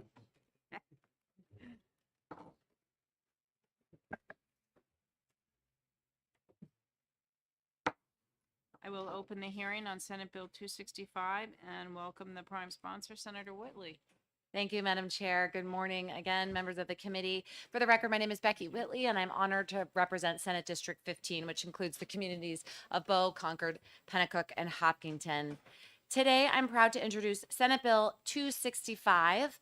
This is a bill that builds on years of bipartisan work to build a system of care for children's mental health in New Hampshire, and I'm grateful to all the committee members who have been part of that work for really almost decades. As you may have seen last week, 18 children were waiting for inpatient psychiatric beds in New Hampshire. Despite all of our bipartisan work, we remain in a children's mental health crisis in our state and around the country. The mental health crisis has only gotten worse coming out of the pandemic, and our schools are struggling with how to support our students. You may remember that in October 2021, the American Academy of Pediatrics, the American Academy of Child and Adolescent Psychiatry, and the Children's Hospital Association declared a national state of emergency on children's mental health and called on policymakers to advance strategies to meet these challenges through innovation and action. And we have heeded their call year after year, and this is the next step. This bill in particular supports an existing approach. It's New Hampshire's innovative approach to children's mental health by supporting the Department of Education's capacity to support children and families in our local communities and our local schools. I just wanted to draw to your attention the report that Cam passed out. This is a report that was in collaboration. It was issued by the Keene State College Behavioral Health Improvement Institute and the Department of Education. It gives you a whole overview of what we're talking about here today and all the work that has gone into bringing us to today. So I think when we're looking at children in emergency rooms, we saw 18 last week, even one child waiting in our ER shows us that our system isn't working some way, or that we need to tweak it, or it's not acting the way that it should that it was designed. Unfortunately, we continue to see more and more children needing mental health treatment as they navigated the unprecedented challenges at home and at school. Since the COVID-19 pandemic, we have seen continue to see soaring rates of mental health challenges among children. We know that's because children and families across the state have experienced enormous adversity and disruption. Children and families simply can't tolerate this level of crisis for so long. Our children have asked for help, and it is our duty to ensure they have access to the care that they need when they need it. A piece of this puzzle is to make sure children are supported in school, where they spend most of their time and where well-meaning teachers and support staff struggle to provide academics while also supporting the intense behavioral health needs of so many of our children. Thankfully, through years of collaboration, New Hampshire has a strong support system that has shown results in many school districts who have implemented it. It's a 3-tiered prevention framework called MTSSB, or multi-tiered system of support for behavioral health. Not the best, not the easiest way to describe it, but there is way more information than I can provide in this report that you have in front of me. It's not a one-size-fits-all intervention, but rather a way of doing business that provides the necessary support and intervention at the right level for the behavioral health and wellness of all of our students. This approach, the MTSSB approach, is an evidence-based prevention framework to support student wellness and optimal learning. The framework offers school districts a coordinated strategic approach that consists of, at its bottom tier, a school-wide system of evidence-based behavioral health practice for all students. At the second level, a targeted system of practices for youth who need additional support. And at the top of the pyramid, a tertiary system of intensive and individualized interventions for students with greatest behavioral health needs. When implemented well, this approach has been shown in New Hampshire. There's lots of New Hampshire specific data. When implemented with fidelity, it's been shown to improve school climate, reduce student disciplinary events, increase attendance and on-task instructional time, and improve overall academic success. Plainly put, if we can sufficiently support a student's mental health needs, they can get back to learning without disruption. School districts all around the state are prioritizing the need to address children's mental health, but are doing so with very limited state investment. School districts often struggle to meet the mounting federal and state mandates with increasingly limited resources. In response, many state advisory bodies have recommended that children's behavioral health needs need to be addressed by supporting MTSSB in our schools. We know what the problem is, and we have the solution. This framework, the MTSSB framework, is also already embedded into the Department of Education's responsibilities and RSA 135F to facilitate implementation of the system of care. Yet no general fund dollars are attached to this work within the Department of Education. This work is primarily supported through multiple federal grants in New Hampshire, which are about to expire. This is despite the fact that MTSSB is an integral part of the system of care established in 135F. This bill would make an appropriation to the Department of Education to ensure that schools are able to continue to provide this innovative and evidence-based approach to our students. I'm happy to take any questions, but I'll defer the technical questions to the folks behind me. Thank you, and I respectfully ask for the committee's support of SB 265. Thank you, Senator. Any questions from the committee? Seeing none, thank you. Thank you. Casey Castor? Sure.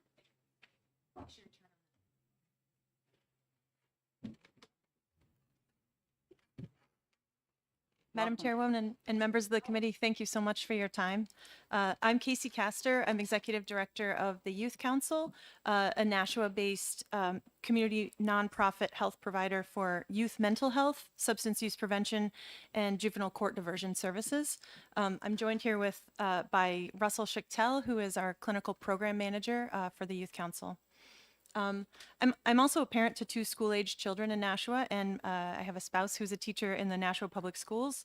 I appreciate the opportunity to testify on behalf of the Youth Council in support of SB 265. As Senator Whitley just described, it's well documented that in recent years, schools have faced a growing challenge in addressing disruptive student behaviors and fostering student well-being to promote academic success for all. The disruptions of COVID, coming on the heels of the statewide substance misuse epidemic, have left many Granite State children struggling with unaddressed trauma and other behavioral health concerns. the comprehensive system of social and emotional and behavioral supports offered by the MTSS framework offers evidence-based framework for schools to ensure that all students are ready to learn. The Youth Council partners with the Nashua School District, and we employ 5 counselors who are embedded in the Nashua middle and high schools, as well as an additional full-time counselor who's embedded in a district program that provides intervention and supportive services to youth for an alternative out-of-school suspension. Our team works closely with the district's MTSSB coach, school administrators, and guidance departments as they implement initiatives to address school climate and culture through universal social emotional supports. Our counselors tend to fall on what was described as the tier 2 and tier 3 for higher level and more intensive supports. All of this work requires a great deal of partnership and community coordination for schools, and the technical support that they get from the Department of Education really helps them to find the best practices and ensure that we are providing the best services.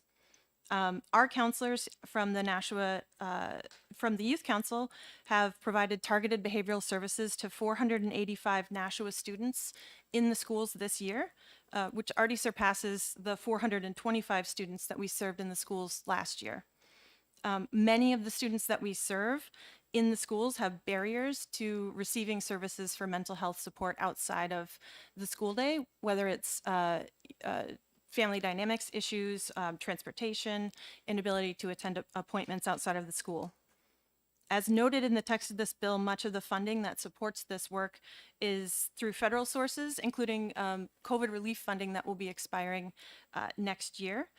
On behalf of the Youth Council, I urge you to vote in favor of Senate Bill 265 to keep these crucial efforts ongoing. And I'd like to turn it over to Russell, who has worked as a therapist both in the schools and in an out-of-school setting, to talk about the impacts that this work has. Good morning. Thank you again. My name is Russell Schechtel, and as Casey said, I'm the clinical program manager of the Nashua Youth Council, mental health counselor, and former social emotional coordinator to Alternative to Suspension program. I'm just here to speak really to the firsthand experiences of what the MTSSB could provide to the schools and to the students that we serve. Part of my job was to conduct assessments to gather the needs of the students, but one of the barriers that I found that when we were sending these kids back to the school was the follow through was very difficult. It was not due to the lack of effort from the school faculty, but just lack of where can we have these supports. This year, I was really happy that we finally got an MTSSB into the Nashua School District, and I worked directly with him at our Project Succeed. And I would like to speak to just a few students that I saw immense progress with. We had a student who showed up to school, I think 2 days out of the first 75 or something. It was a lot. She was not really there at all. There was a CHINS petition, was put on probation. The intervention piece, she came to our program, met with me, I assessed her needs, and then in order to figure out how we can support her in the school, the MTSSB worked directly with the school district to try to see what can we do. And part of that intervention was just getting her tolerated to like showing up to something. So showing up to Project Succeed, and then after she did that for a while, it ended up 100% attendance rate there, and then slowly integrated her back to school. And the last that I spoke, it's not a 100% guarantee, but she's been showing up at least 3 of the 5 days of the week. And so that's huge progress compared to where she was. We had another student that we worked with who is an 18-year-old freshman. So this student has been struggling in a variety of ways for many years, and it was kind of one of those things where this is where can we go with him? Working with the MTSSB, we were able to work with the school district, identify alternative education programs for him, and not only that, we were able to empower him to speak for himself of his own needs and what he needed and what he wanted. And I was really glad to see that the school was receptive to that. We wouldn't have been able to do that if we didn't have that liaison of the MTSSB. And lastly, there's another student that I would like to speak to who her life has been nothing but turmoil, horrific traumatic experiences, and she couldn't get through the second period of the day without having to go to her administrator's office in some form of emotional dysregulation. So we provided an intervention for her, and through the help of the MTSSB, not only were we able to work with and support her mental health needs, but she was able to get caught up on classes and actually graduate on time. So with that, there are many more students I can speak to, but I won't keep you here all day. I really appreciate you hearing what we have to say, and I strongly encourage you to vote on this bill. Thank you. Any questions from the committee? Seeing none? Thank you. Dawn McKinney?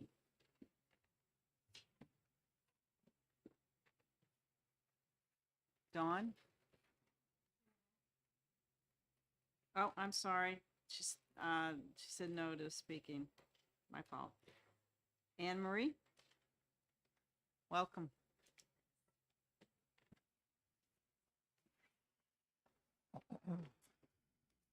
Good morning.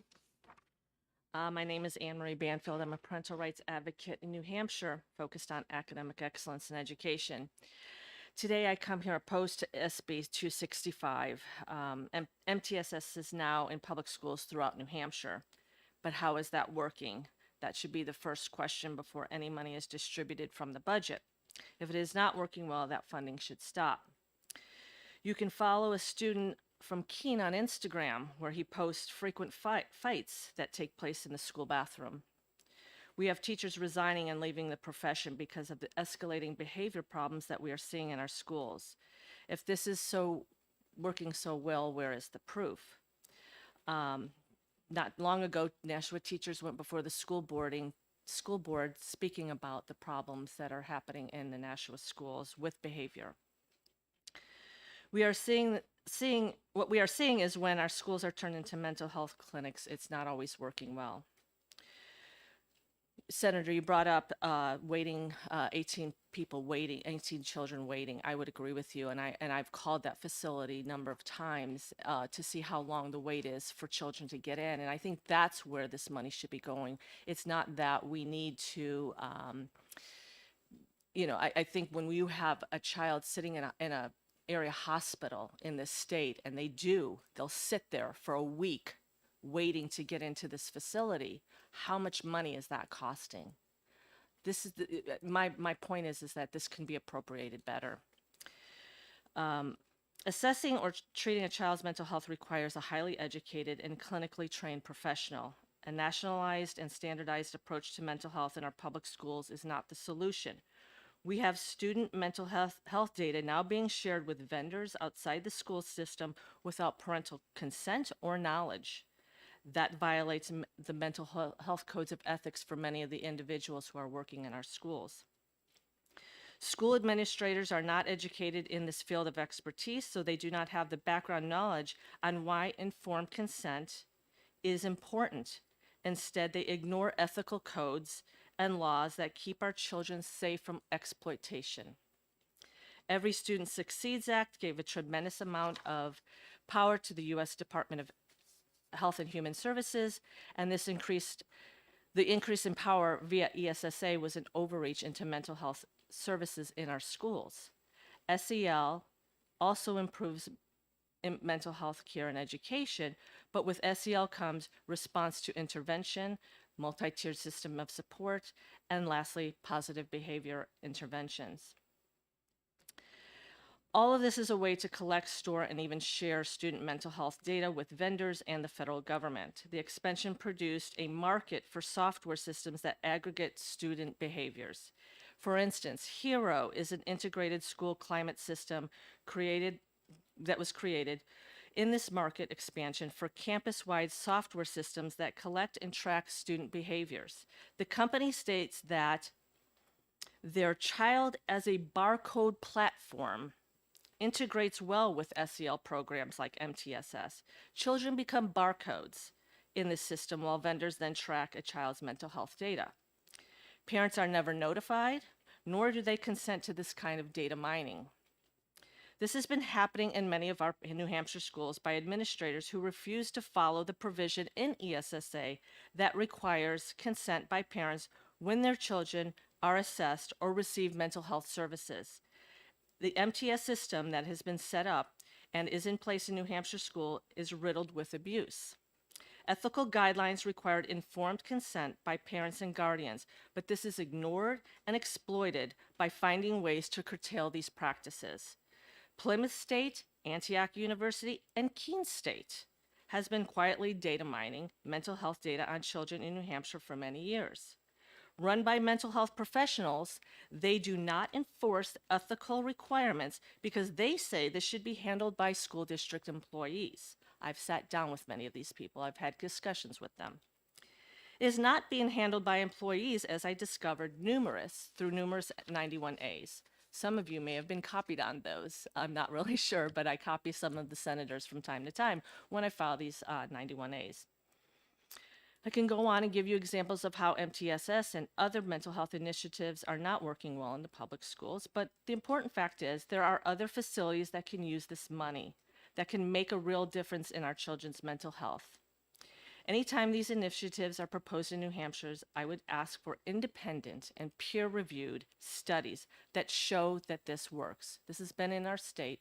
I think it's important to see peer-reviewed and independent studies that this is actually working. And it needs to be independent. It's very important that it be independent. Where is the evidence that this is a national program, is working in New Hampshire? So for these reasons, I urge you to vote ITL and redirect this funding to organizations that will provide better services for our children who need it. Thank you. Thank you, Anne Marie. Any questions from the committee? Seeing none. Thank you. Emma Savigny?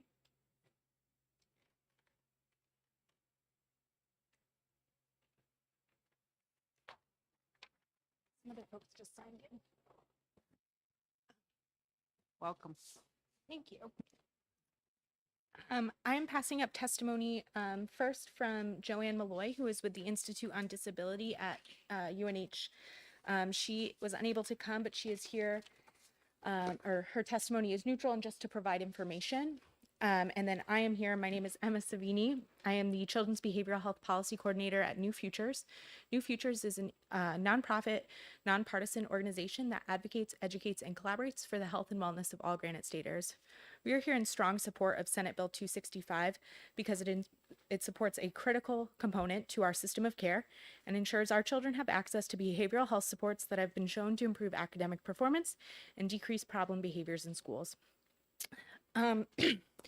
Senator Whitley did an excellent job introducing this bill and discussing all the positives outcomes that children experience when they're introduced to MTSSB programming. I just wanted to touch on a few other aspects that show how important this program is to our students. First and foremost, this program is a framework, and so it provides a lot of flexibility for each school and district to provide supports that are needed by that individual school and district. And it also provides supports that are unique to the students. So this program is curtailed to address the unique needs of each student in the school district. Second, I'd just like to highlight how important the family plays in MTSSB success. Schools and MTSSB consultants work very closely with the families of students who are receiving those higher level tiers of support to encourage not only the students' families' decisions about interventions and treatments the student may receive, but also to continue those interventions and treatments at home and out of the school settings. This has been shown to improve student success in the schools and improve family relations out of schools.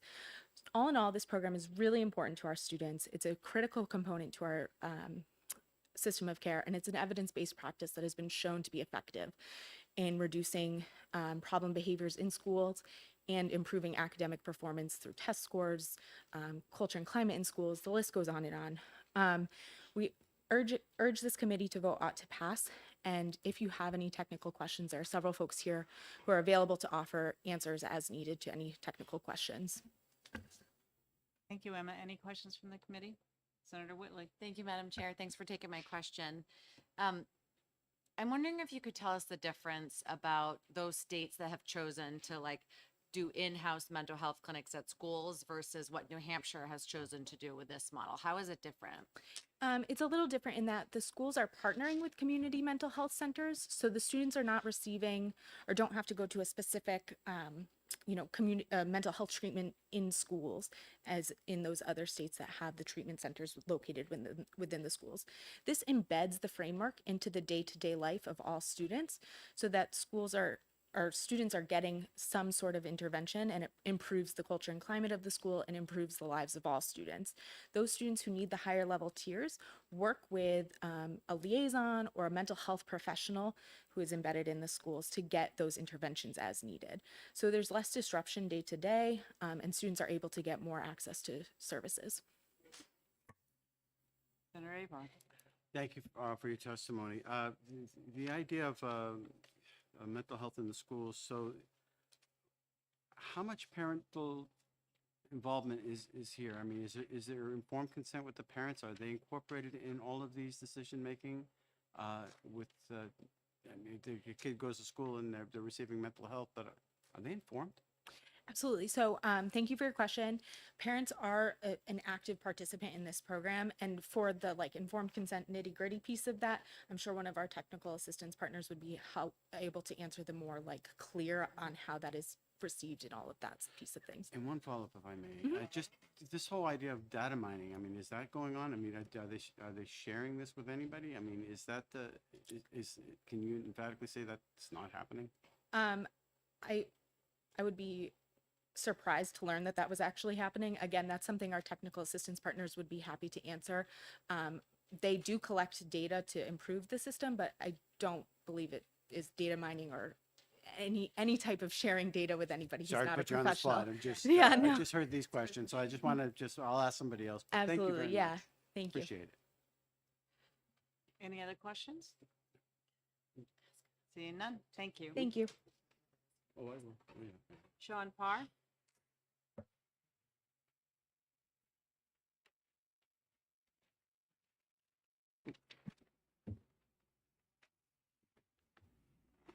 Thank you. Good morning to Madam Chair, members of the committee. My name is Sean Parr.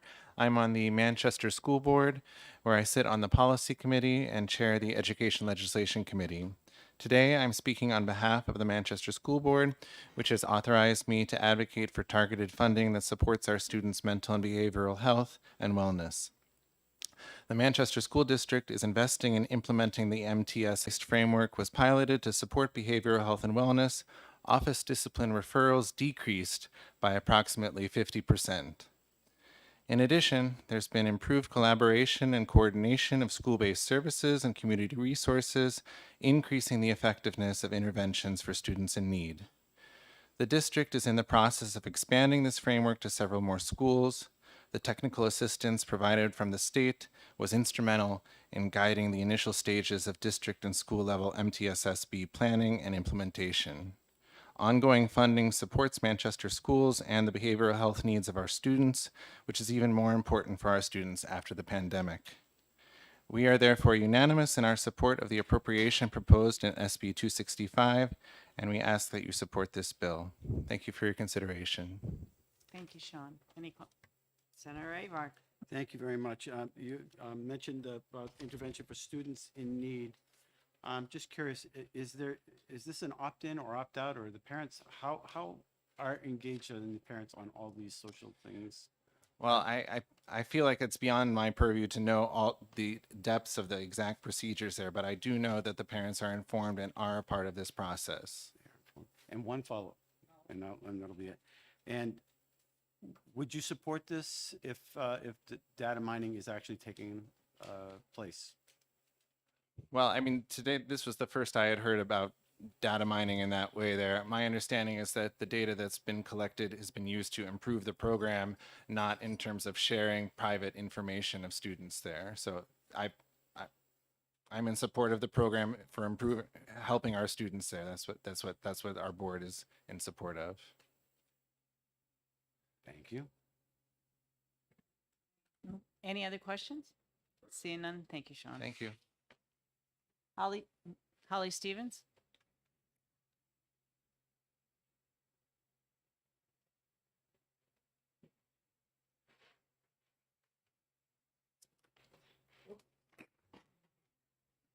tell you, you can't take me anywhere.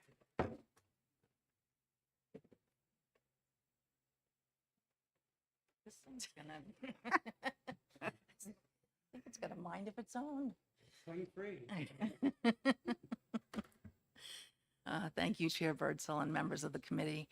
My name is Holly Stevens, and I'm the Director of Public Policy for NAMI New Hampshire. NAMI New Hampshire is a grassroots nonprofit organization whose mission is to improve the lives of all people impacted by mental illness and suicide through advocating, education, and support.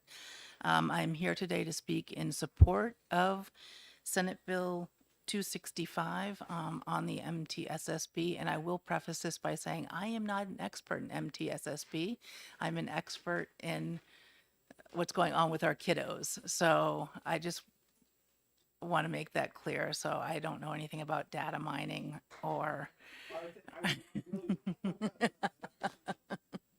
I did want to just update the committee. I checked while I was back there, and as of yesterday, there were still 15 kiddos in the ER. So, you know, it's an ongoing problem. It's not a problem that's getting any better right now. So just to update you on that, and I just wanted to highlight, as I usually do, some of the statistics around children's mental health. In New Hampshire, suicide is the second leading cause of death for individuals ages 10 to 24. According to a Health Affairs article, between 2007 and 2018, suicide rates increased 57.4% in that same age group. In New Hampshire, we know that 18.8% of high school students seriously considered suicide and 8.9% attempted suicide. And we also know that 15,000 Granite State youth report having depression. So it's a serious issue, not only around the country, but also in our state as well. We have one of the highest suicide rates in the country. MTSSB, as you've heard, has been shown to be successful in these schools that it's been implemented in. So that's why we are in strong support of Senate Bill 265. And I can answer any questions on youth mental health. It's one quick question. Senator Whitley. Thank you, Madam Chair. And thank you for putting that into context again, right? This issue of how many kids are in the, just waiting in ERs, not getting anything, right? They're just waiting for care. And I'm wondering if you see MTSSB as a sort of prevention mechanism to prevent our kiddos from even getting to that point. It absolutely is. We are, NAMI New Hampshire right now has a stance that we need all hands on deck. And all hands on deck includes having all the tools in the toolbox. If you can help children before they get to the point where they need an inpatient psychiatric admission, then they're not going to the ERs. And that's what crisis services have been stood up to help do. That is what, we're working on the workforce issues so that these kiddos can get into treatment sooner. And this is yet again, as I spoke, I think it was yesterday, about tools in the toolbox. We need a lot of tools in our toolbox, and this is just one tool in the toolbox. Putting money into, having Hampstead raise the wages so that they can open up another wing might be yet another tool that you consider. But I think you need to consider both, not one or the other. Any other questions? Seeing none. Thank you, Holly. Thank you. Nancy Biederman.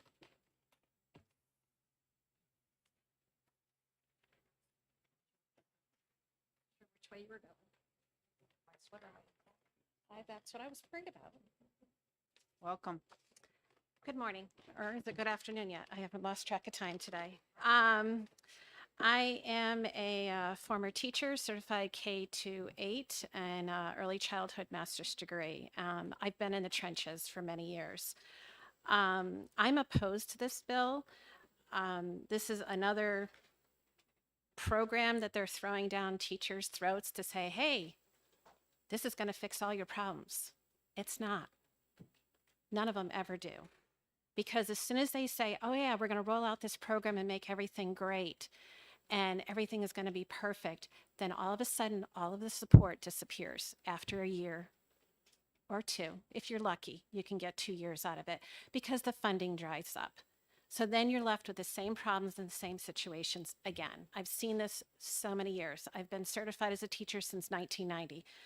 So I'm sorry, 92. So this is not a new thing in the school system. They see a problem, they throw everything at it, and then it doesn't work. I'm here also as a parent. I am very concerned about the parental consent because in another floor upstairs, there's a bill saying they're going to allow 16-year-olds to consent to mental health treatment without parent consent. So I see this as a very slippery slope.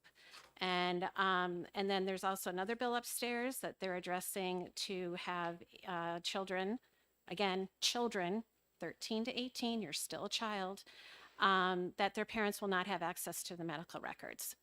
So if these bills do get passed and then you implement this program and you have a child in crisis and a child is suicidal, is the parent going to be notified? Because now that you have a 13-year-old that has the right to say, no, I'm not going to let my parents know anything, then you have a parent that is stuck and does not have access. So the unintended consequences of all of this need to be looked at. And again, what we're seeing and why we're seeing the increase in all of these mental health care problems and issues is, yes, we've become aware of it, but we've also given children a very unsafe environment at this point. Kids need to feel safe. Kids need to have structure, and we've lost that the last 2 years. And before that, we have children making decisions about what they can and can't do, and they're not able to. They are not mentally, cognitively, developmentally able to. We need to step into the situation as the adult and lead the children to proper behavior and proper outcomes. And that is not happening anymore. I saw an expert, a therapist expert who does talks on this, Lynn Lyons, many years ago. And she sat there and said to all the parents, and she's very frank about everything she says, your child's anxiety is not your child's problem. Your child's anxiety comes from you, the parent. The child learned this behavior. It's modeled behavior. So who is modeling this behavior? The adults in the classroom, the adults in their life are modeling this kind of behavior. And so the children pick up on it. Oh, this is how we're supposed to act. When I had children in my classroom, I wanted them to act a certain way. I modeled the correct behavior. I showed them, we're going to go over to this learning center. This is how we behave at this learning center. This is what appropriate behavior is. And then I would also show them inappropriate behavior. And I said, this is what I don't want to see over here. And so they knew what was appropriate, what was inappropriate. And when you have children and you set up this multi-tiered program, and the top one scares me, this intensive instruction, as a teacher, you want me to give intensive instruction when you've probably given me a 2-day workshop on this? And then I find out later that this child harmed themselves? How is that going to make a teacher feel? You've already put 17 hats on my head, and now you're going to put mental health on top of it? That's not going to work. Those hats are going to all fall down, and we're going to have, again, a failing system. And finally, like I said before, there's a lot of cons to this system that nobody ever brings up. What are the downfalls? There's never anything out there that everything's positive. A con, coordination between staff. You have to have everybody buy into this. Every staff member, everyone everywhere, and all the parents have to buy into this. Are you going to get that? Probably not. It doesn't happen. The supports aren't going to show up. They keep saying, oh yeah, we're going to provide supports. They're not going to, because it costs money and the money's never going to be there. And the local towns are not going to put it in their budgets. The tracking is a big thing. I was mortified to hear that hall passes in Milford, because of all their bathroom issues, the kids have to have an app on their phone in order to go use the bathroom so they can track where the kids are going and who's going to the bathroom. Where's all that information going? And then again, these targeted interventions, I have seen this time and time again. Even with the smallest intervention that a child needs speech, you will have other kids like, well, why do they get to go out? Why do they get to go get special attention? So then kids will start acting and try to come up with something to get them to go outside and do that. The squeaky wheel gets the attention. They will sit there and they will learn ways to get out of doing whatever they don't want to be doing. And that includes schoolwork. Kids are not dumb. They're very smart. They can find a way. So we all know, if you've had children, you know they're going to find a way. There you go. Case point. I mean, I've heard of them sitting there having a little form and you know, sad face, happy face, kind of straight face. How are you feeling? Having a check-in every day. Well, guess what? The kids figure out the ones that have the sad face. Guess who gets all the attention? The sad face. Because they figure it out. They know what's going on. They know who's getting the help and who's not and who's getting the extra attention. And again, why are you seeing all these behaviors? Because the kids that are misbehaving, they're getting all the attention. The kids that are not, that are doing their work and doing appropriate behavior, they don't get the attention. They did in my classroom. They always got that in my attention. They got the most of my attention. The kids that were struggling, yeah, they got my attention, but it was not the main focus.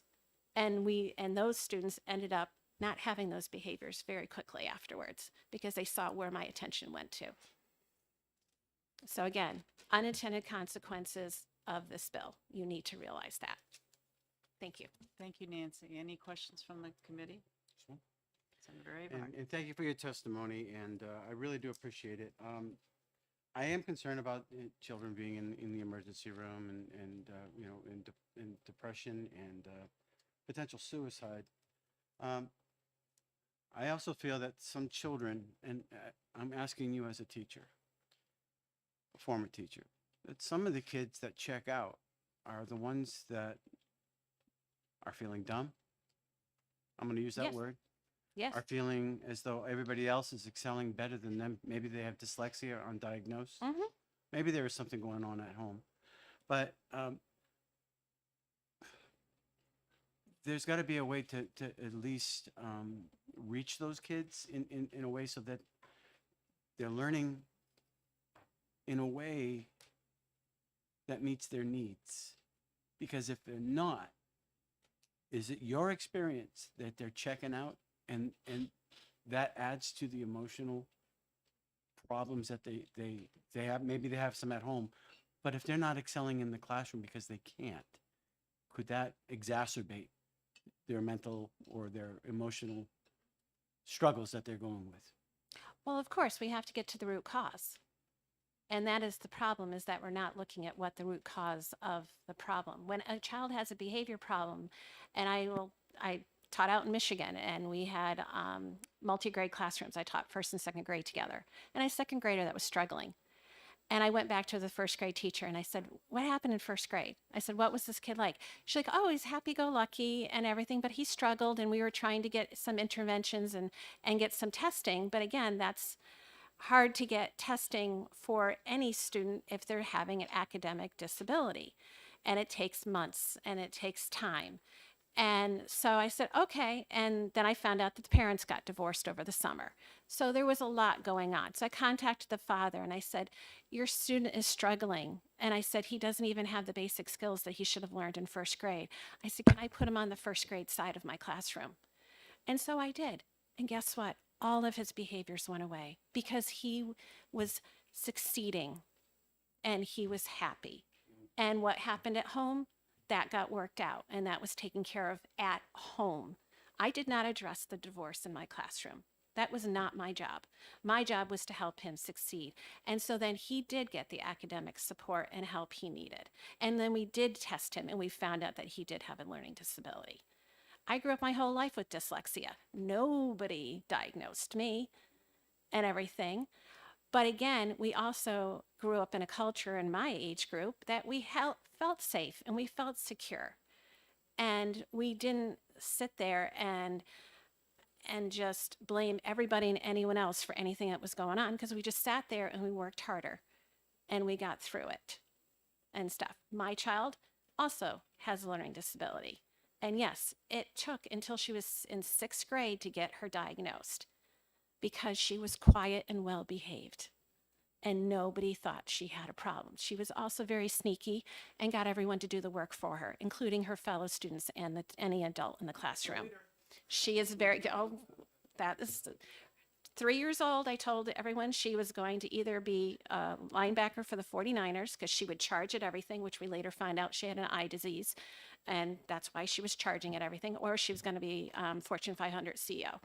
So those are her 2 goals in life. But I'm telling you, we need to get to the root causes. And I feel like we're just glossing over everything and talking about anxiety. Why does this child feel this way?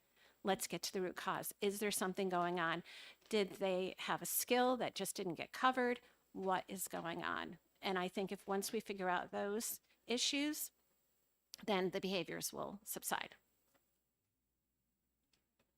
Any other questions? Seeing none, thank you, Nancy. Thank you.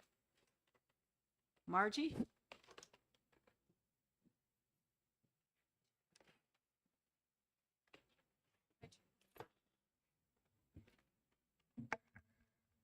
Hi, my name is Margie Browsk. I'm a school psychologist, and I am here as a professional and as a parent, and my views are not linked to the district that I work at. Excuse me. I've been a school psychologist for the past 17 years. Well, this is my 17th year. I have PhD in educational psychology, and I also have postdoctoral training in neuropsychology. I've been doing MTSS work as a framework. One thing that I want to clarify for you all is that MTSS is not a program. It is a framework that supports school staff and those that we collaborate from the community to really figure out how to prevent. We look at prevention. We also look at collaboration. And what we also are doing is really supporting students and families in accessing support before it gets to that top tier when students are ending up in an emergency room. In my work, what I will tell you is, does the system work every single time? Absolutely not, because there is no one fix all. What we are able to do with the implementation of effective MTSS practices is really recognize students that are struggling early, discuss mental health wellness, not diagnoses, and really support social emotional well-being for all students. As the students are presenting with additional needs, that is when we activate what we call tier 2 supports. Parent consent is always gathered, and informed consent from the student and assent is always gathered, because at that point, really what we're looking for is providing supports that are school-based and psychoeducational. If we have a mental health professional coming into the school, it's in collaboration. So I want to talk about that because mental health difficulties are present for all of us at some point or another in our lives. For young people to not be able to receive education about what mental health wellness is, about their well-being, really prevents them from recognizing when they are being impacted in their functioning and when they are not able to access academics because they are stressed. Stress, I always, when I speak to young people, I say stress is a good thing. It's a motivator. It's when stress becomes debilitating that you cannot get yourself out of bed, that you cannot actually attend to the algebra that you have in front of you, to then be able to tap into your executive functions. I always, say this to parents as well. Your child only has one brain. And if emotionally they're not doing well, I'm not talking about diagnoses, they're really not doing their best academically. So in my work with multi-tier systems of supports, what I will tell you is the supports that we are able to provide at the classroom building level, the teaching of the expectations, what is appropriate, what is not, how can we support those students who are presenting with some dysregulation, will, I don't want to say take care of, but will eliminate a lot of needs that could rise to the higher levels. Does it work for every student? No. When you look at the literature that has been provided here today, I'm sure you will see the triangle. 80% of students will respond to what is provided, what we call universally, meaning the day-to-day teaching. And those are those practices in the classroom, those check-ins for students who might need that. And that's not a program. That is good teaching and good support of social emotional needs and learning. Then when we're getting into that tier 2, it's projected that about 15 to 20% of students will require something more, something different. And that is really considered that next tier of, after you have access to those universal supports and teaching, if you are struggling with, let's say, executive functioning, we will provide you with additional instruction in executive functioning. If you are struggling with emotional regulation, we will provide psychoeducational, again, not mental health, but psychoeducational supports to you and teaching around what does it mean to feel stressed and how can you work with that. Again, at that point, parents are involved in making those decisions. A lot of times in my work, I will call parents and they are very thankful actually for me calling to recognize that there's something going on for the student because they haven't been coming to school, or they haven't been really achieving academically, or they're dropping out of sports and parents don't really know why. So that dialogue happens very frequently with parents who are very thankful. When a student is really at that top tier because they're presenting with significant needs in the area of mental health or behavior dysregulation, that is when we look at bringing in parents again, community resources, wraparound resources, because one of the things that I believe the MTSS framework does is it doesn't identify the youth as a problem. It really looks at how does the system and community support youth in getting healthier, getting better, and being able to be a young person who can thrive and really develop goals and look towards their future. As you can tell, I'm very passionate and I didn't really bring anything in writing. So if you have any questions, I'm more than happy to answer them. Thank you. And I'm just trying to wrap my head around all this. So I'm reading, social and emotional wellness as support, and it's evidence-based, but is there a specific definition of what incorporates social and is there an A, B, C, D? It's this, So, this, when this. you look at, I didn't mean to cut you off. No, but you understand my question is, what is it? So, What is the definition? When you look at school counseling, CASEL is the acronym that's being used. There are 7, I believe, areas within the CASEL framework that look at self-determination, collaboration, communication, and really universally what we're looking at is those definitions help support healthy, resilient people, if you will, and cultivating that. So is there a specific program? There are canned programs out there that will tell you, if you teach these 5 lessons, this is what you can expect. Most schools that I'm aware of and that I've worked with don't actually buy canned programs, because one of the things with MTSS is, as a framework, you don't really buy the program to fix the issue. There's a lot of work that happens at the school level to look at climate, look at culture, consider what is exactly needed for the school, for the staff, but also for the community. So it's not, one size fits all. It really is about defining our strengths as a system and then looking at what is it that we need to provide both on a professional level, but also what other resources do we need to identify to bring into the school. So I don't know if that answers your question, but the framework itself does not say, and actually discourages in my mind, a canned program for SEL. It's really more about a way of being in a classroom and being kind to each other. And how do you actually sit down to do work if you are distracted by some inner thought because something happened on the bus, right? So it's working through those pieces with students and really teaching them about self-awareness, some self-efficacy, to be able to recognize how to cope with the day-to-day stressors. Thank you. Sure. Senator Whitley. Thank you. And I learned a lot. I mean, I sort of know this, even though I'm a parent, I think that was helpful to sort of understand what this looks like on a day-to-day basis. So that's helpful. I appreciate it. I think as a parent, like, oh, I'm teaching my 9-year-old this at home, right? And, of course we should all be doing that. But the reality is that every single kid is coming into school with very, very different experiences. Wouldn't you agree? And I'm wondering how that sort of leveling the playing field, I guess, how this addresses that. So I think you know, from my, again, this is boots on the ground kind of perspective, and then I have my hat as a parent. I always say and believe that the parent knows their child best. Like I, with my degrees, if I see the student in my office because they've been referred to me by the parent, my 20 minutes with them is not going to solve whatever the issue is.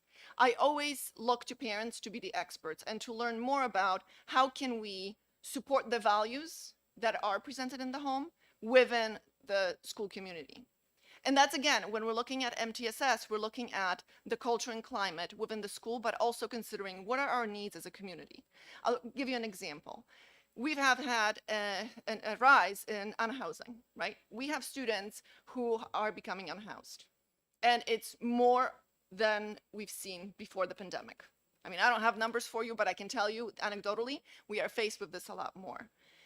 When we are faced with that, to have the support of a social worker to support the student and the family to help to access the basic needs of, here is transportation for school, here is how we're going to work with an outside agency to provide you with some stability so that the student can come to school and from 8 o'clock till 3 be able to learn, and then know that their parents who are struggling in some way, shape, or form are also being supported. We're really looking at the values of the families that we work with to support whatever their needs are. You know, most of the parents and young people that I speak to, but also as a parent, we all want children that are kind and that, you know, are able to navigate through stressors in life and are able to define a goal to be successful in whatever they want to be. Again, this is not a fixed program. This is not about defining, you know, making decisions right now for young people who are going to be going into the workforce. One of the other pieces that I will tell you, as a school psychologist in a high school, dropout prevention is huge for us. And really, through early identification of disengagement in academics, we are able to work with students and their families to, if your typical, you know, 4-year experience in a high school is not your vision, if there are ways that are things that are getting in the way of graduating, we will look and work with the family and the student on alternative pathways to make sure that they do gain their diploma. Our world is changing, as you know. I think the pandemic has added a lot more stressors to every system, including the family system, but also educationally. I do see teachers who are being stressed as well. We are not, through MTSS, expecting teachers to be mental health professionals. However, they are in the classroom, and their gut feeling, if a student is not doing well, is probably the best way to recognize that a student is struggling. And that is, through MTSS, they are able to have that voice in a very organized and efficient way to then get supports for the student as needed. I went off on 20 tangents. I'm sorry. Okay. Any other questions? Seeing none, thank you, Margie. Now, is there anyone here from the Department of Education? I think we might have some questions. You can come on up.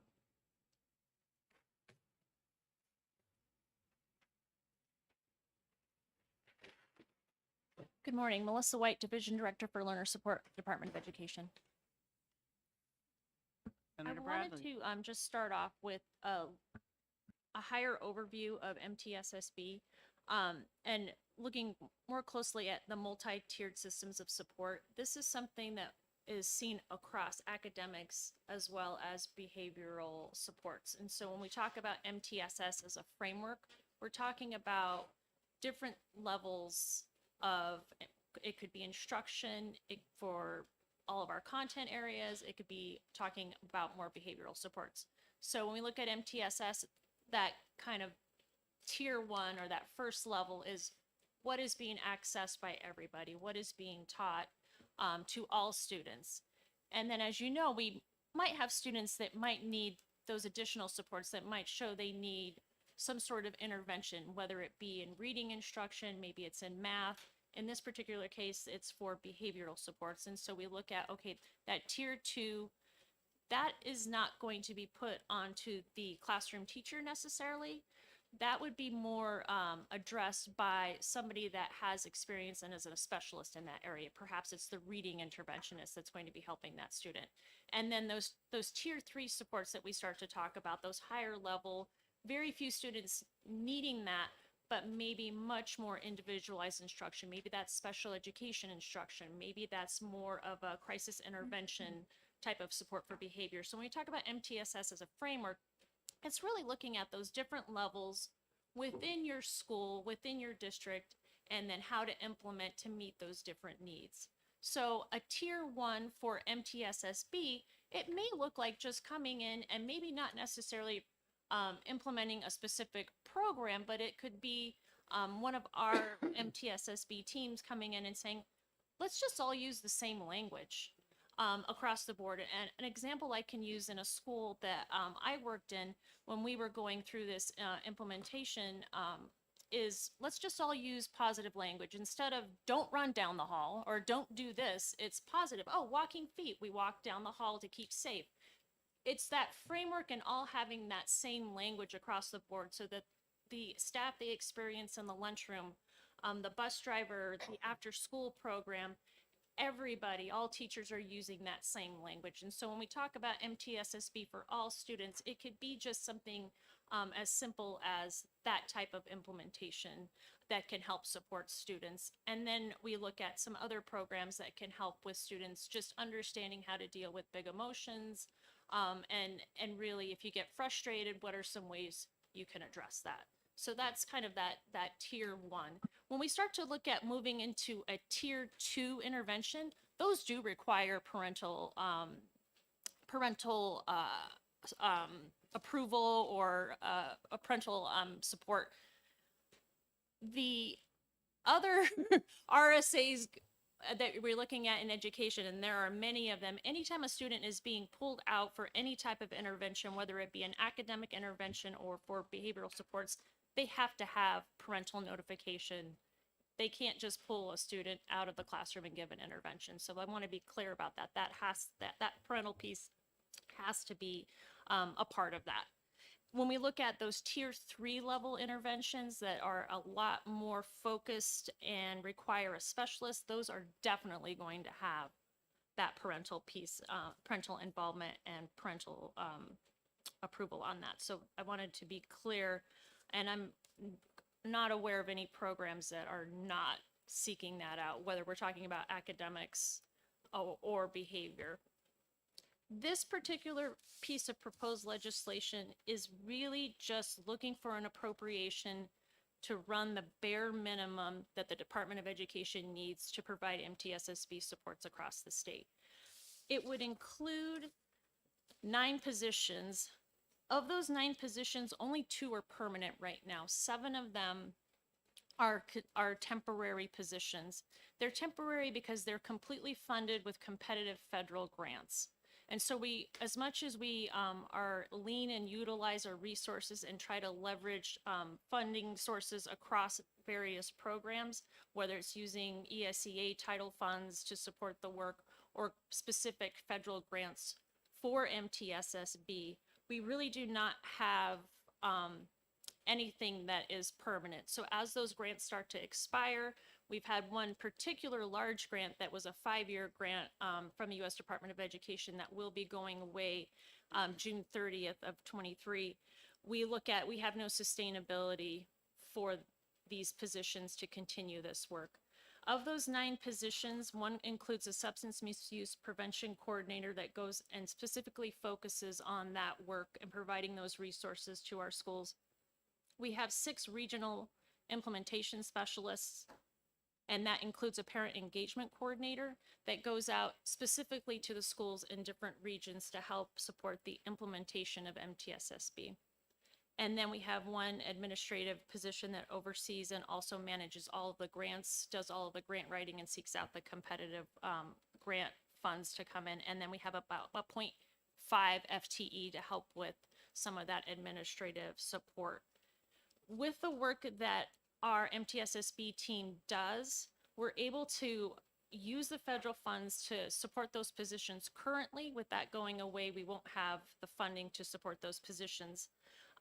With a lot of those competitive grants having to support the positions, we're not able to then seek additional funds or leverage those funds to do more work out in the school. So I think there was a couple of people that testified earlier that there's not enough supports or it's not solving all the problems. It's because we're pretty limited by what we have. If we have a general funds that we can use to make these positions permanent, then we can leverage that piece of it and utilize all of those federal or competitive grants to then augment the work and provide more supports out to the schools, and so that there is wider implementation.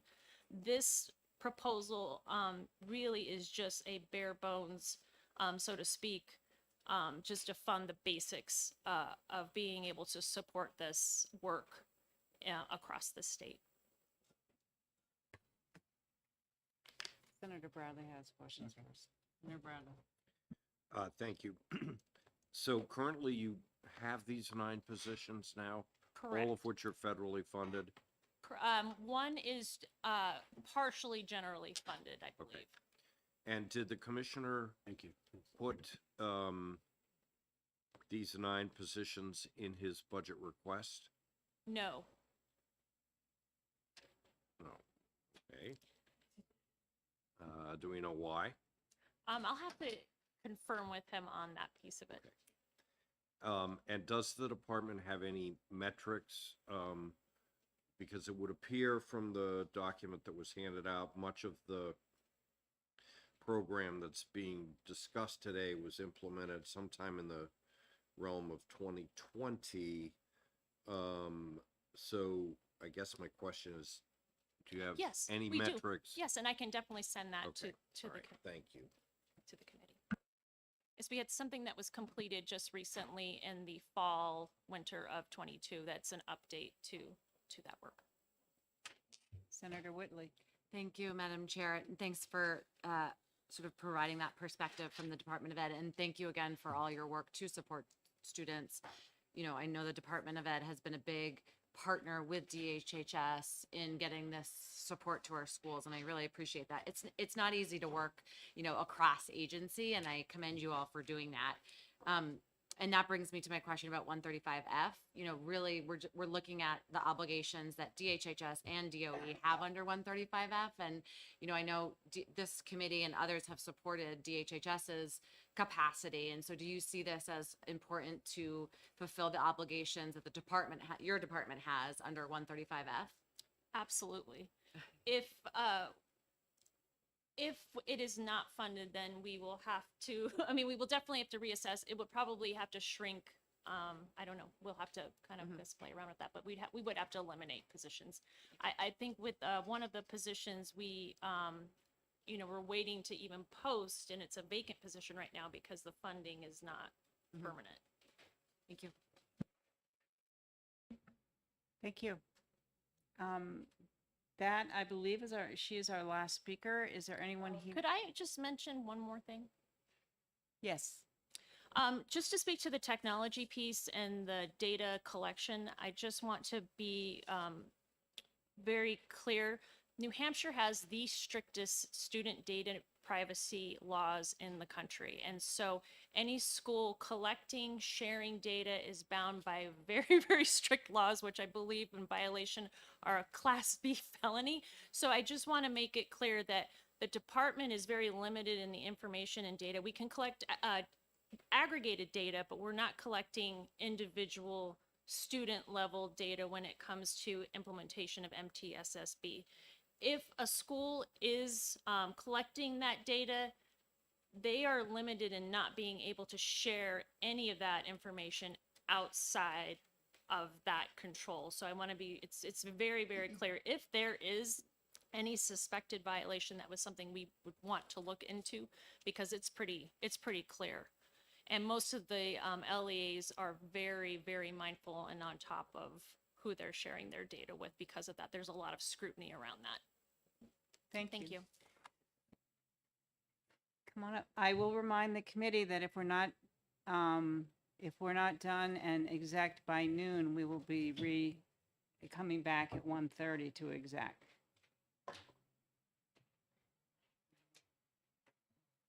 Come on up.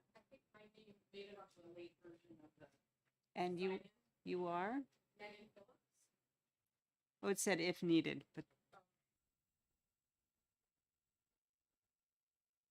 I'll just say, I'll say who I am, and largely here to just clarify facts, several of which have been misrepresented today, and several of which have been represented quite factually.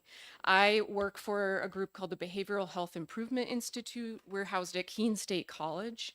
And I run or serve as a sort of director of the New Hampshire MTSSB Technical Assistance Center. And that center is a result of our partnership. We are contracted through the Department of Education's Office of Social and Emotional Wellness to develop and run this center to support the implementation of MTSSB throughout the state and enable them to be able to actually enact their responsibility under 135. So in our role, we also serve as external evaluators for grant-funded MTSSB efforts in local school districts that funnel through the Department of Education's Office of Social and Emotional Wellness. So largely, we've served as evaluators for almost all the larger federally grant-funded school districts that are doing this. All those contracts run through Office of Social and Emotional Wellness. So I can speak to what MTSSB is and is not. I can also speak to the data collection piece because we are the data collectors that I think are being referenced, I believe. And if there's any confusion about that, I'm happy to clarify that. There are a couple things that I could offer just factually to hopefully just help with understanding. One has been touched on, but what I want to be clear on, MTSSB as a framework is not, as folks have said, a program that introduces a whole brand new set of interventions in schools. It's an organizing structure to help make what's already happening, because it is already happening, MTSSB or not, a more efficient, streamlined, and effective delivery.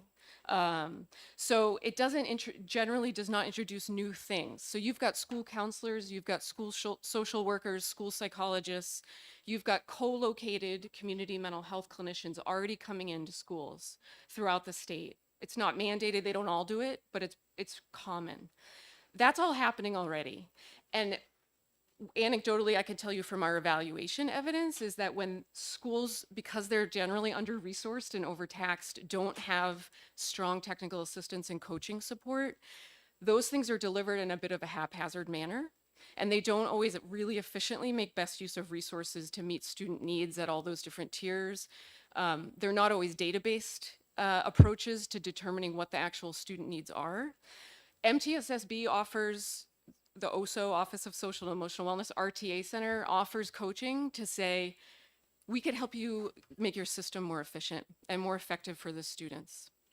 So it's not new stuff. So I think there's a lot of sense that MTSSB is all about just like bringing mental health into the schools. The mental health piece is often through collaboration with community mental health. We're talking about social emotional supports and organizing things that are already happening.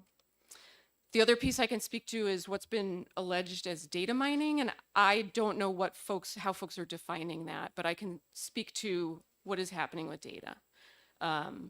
So we're contracted, again, by the Department of Education to serve as the external evaluator on federal grants supporting MTSSB. It is a required portion of the federal grants that data collection, that the programs are evaluated. You can't get the federal funding if you don't have a quality evaluator and a plan to evaluate the program. So it's mandated by SAMHSA, US Department of Education. So we are hired to develop systems to help evaluate the programs. Currently, the data that we collect on MTSSB, and again, I can only speak for the grants that we are contracted to work on. Currently, that's 7 school districts through current LEA grants, or sorry, SEA grants that go to LEAs. We collect data on services that students receive at the 3 tiers, and we do that within the context of a HIPAA compliant, secure, and private database. I'm happy to get information to anyone who needs it on the HIPAA compliancy and the privacy that's built into that database. We have a data privacy agreement with every single school district that we ever work with that's reviewed by legal counsel in their school district and our legal counsel at Keene State, at USNH, at that level. And that is a strong data privacy agreement that is on the same level as any other vendor or any other outside entity that partners with a school district. So those are all in place on paper signed by every single, decision-making authority.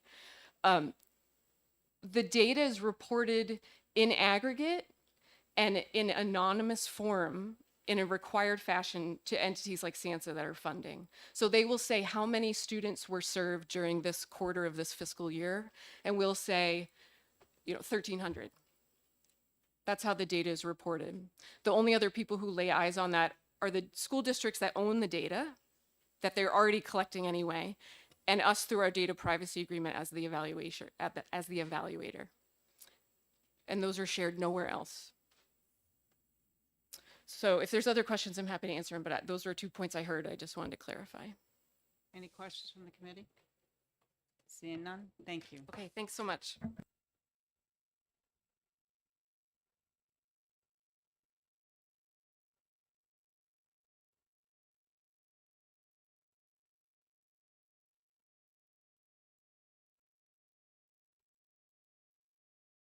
Thank you. She was our last speaker. Is there anyone here that has not been given the opportunity but would like to speak on Senate Bill 265? Hearing none, I will close the hearing on 265 and have a motion. Right. All in favor, say aye. Aye.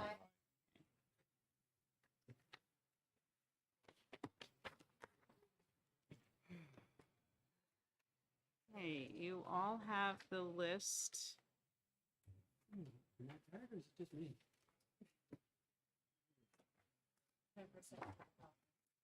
already had those.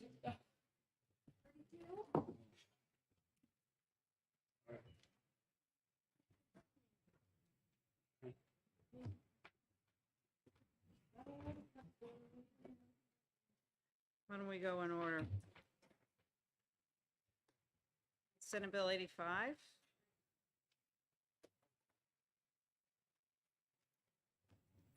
Do I hear a motion of ought to pass? Yep.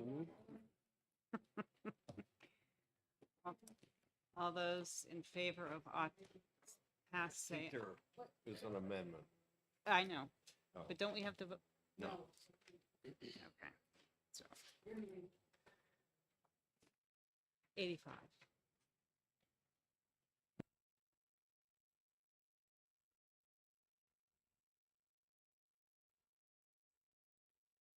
Looks like we have an amendment. I don't know if Senator Bradley wants to describe it.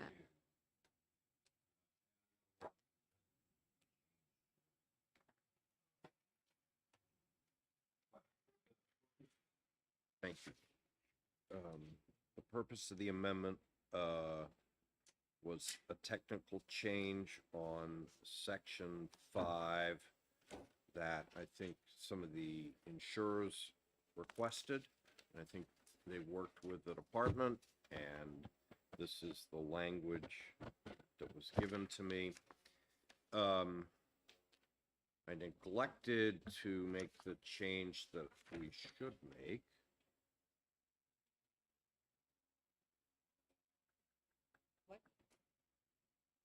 From the hearing, if I remember correctly, Senator Bradley, you didn't like that there were 5 members of the Senate being appointed. Yeah. You thought that was too many. Yeah.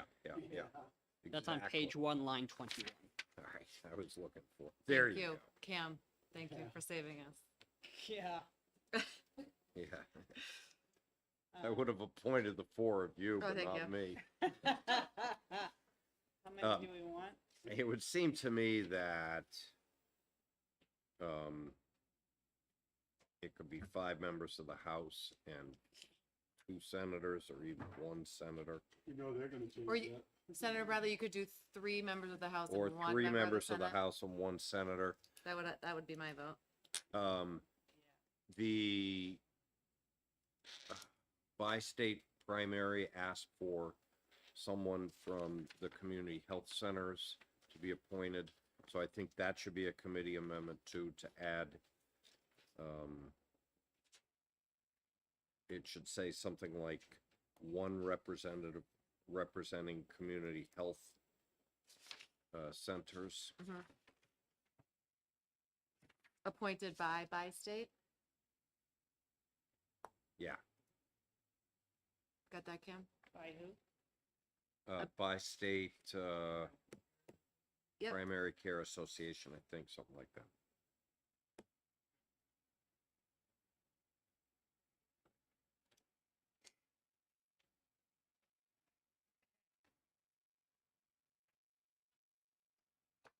Second the amendment? I second the amendment With those changes? with those changes. The committee amendment with those changes. All those in favor say aye. Aye. Opposed? Thank you. All those in favor say aye. Aye. Opposed? All right. Do we want it on consent? I move consent. Oh, we didn't vote on the whole bill yet. Oh, yeah. I move I- as amended. Ought to pass as amended. Second. Touche. All those in favor say aye. Aye. Opposed? I'll move consent now. A second. I'll third it.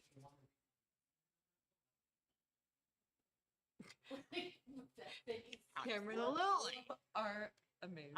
Anyone, if you vote to put anything on consent, it is very helpful to Cam if the senator taking the bill out can stay in their office, not leave the state house until I get their blurb.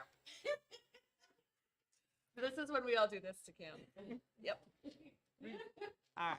We know who's really in charge. I'll make sure the calendar gets held until the blurbs get in. Yeah. All right. We need we have a motion. We have a motion, we have a seconded. second. All those in favor of consent say aye. Aye. Aye. Opposed? And Kevin, you want to take this out? I'm gonna take it out. Don't leave the state house. Oh, wait a minute. Oh, All right. okay, I'm available. 131. We're gonna hold on 127. Oh, they were not in order. Nope. Are we doing 127? Yes. I have two amendments. 0502S. And Prentice is 0535. Oh. All right, so do I hear a motion ought to pass I'll on? move ought to pass. Second. Okay, discussion? So the amendments, remember, this is the department's bill. And I think there were two amendments proposed by the department. Apparently, I only have one of them, 502. Senator Prentice has an amendment, which I ran by John Williams. It's good to go. So, you'll present your amendment after mine. But I don't know where the third amendment is. Oh, I think all we need is 502. Thank you. All right. All right. All those, Need a second on the amendment. Second. we're keeping it. Yeah, kinda. All those in favor of amendment 0502S, say aye. Aye. Opposed? Okay. Senator Prentice, you want to speak to yours? Absolutely. So my amendment is to add language that changes. All right. That means I get out of jail card free. So in 2022, we passed a commission to study public health and the public health network infrastructure. It had a 2-year, at the request of Representative Pearson, who chaired HHS, we put a 2-year window on that for completion because it's such a big project.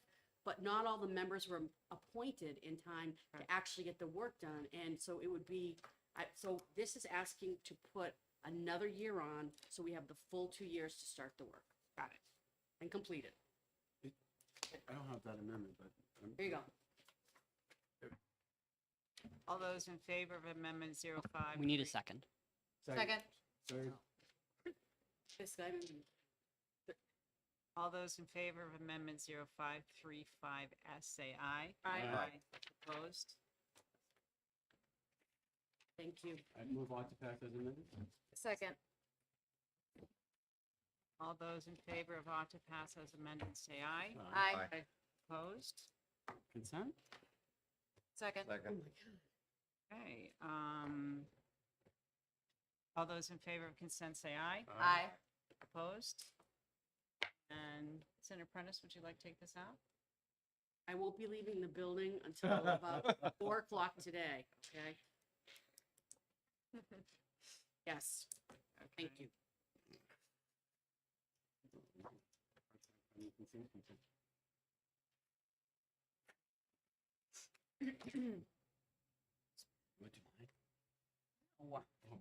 One in order. 131. 130. I'll move re-refer for study. And if I could speak to that. Sure. Second it. So this is the same bill that this committee dealt with last year. The arguments were almost identical, even though the bill had changed somewhat. To me, this is similar to a bill that this committee had last, I think 2 years ago. Senator Whitley, you'll remember Senate Bill 70. I think that based on the testimony of the insurance commissioner, that in his view, contracts are not being abrogated, and that there is the prospect of higher healthcare costs, we should be very cautious about it, adopting the bill. That being said, I think, you know, there was pretty compelling testimony from the hospitals. I would have liked examples, which we didn't really have. So I think by re-referring the bill, we can ensure that everybody plays nicely in the sandbox. Any other discussion? Yeah, I think if we could just hold this for maybe to put it to the end of the conversation, because we did hear pretty compelling testimony from the hospitals, and they had a year to work on it, and we're still not at a place for solutions. So I'm wondering if we just want to hold it a little longer, to as Senator Bradley says, to force that solution. That would be my suggestion. Well, wouldn't that be what re-refer would do? Require them to work on it, Well- bring it back in the fall? And we did that last year, but it doesn't feel like we have a meeting of the minds, Give them right? a second chance. Yeah, I mean, I would like to hold it a little longer if possible. Well, it's an FN, it's gotta be out by March 11th, so we. Maybe next week. March 9th. March 9th, sorry. Madison came a lot. And that's we have 3 weeks. Well, 1 week we won't be here. True. 2 weeks. What can be accomplished in that time though? Well, I mean, the problem is that like we're still hearing really significant concerns, and we gave them sort of a lot of time to come together. And I feel like if we're putting the feet to the fire, hopefully we'll get a better result than the last time we tried to re-refer. So let me just say this. I think similar to Senate Bill 70 a couple of years ago, which you and I remember. Yeah. It did lead to, through the re-referral process, maybe not a perfect solution in the coding of, how people would get treatment, but it did engender the kind of discussions that you, myself, and Senator Sherman wanted to see happen between providers and insurance companies. I think this is a similar situation. I don't see a reason to wade into it. I don't think there's anything I'm going to learn in the next 2 weeks that makes me feel any differently than I do today, because nothing I heard yesterday made me feel any differently than I did, last year. I do think that the threat of being able to come back with legislation next year, if it's re-referred, will force everybody to work together a little bit better, maybe than they have.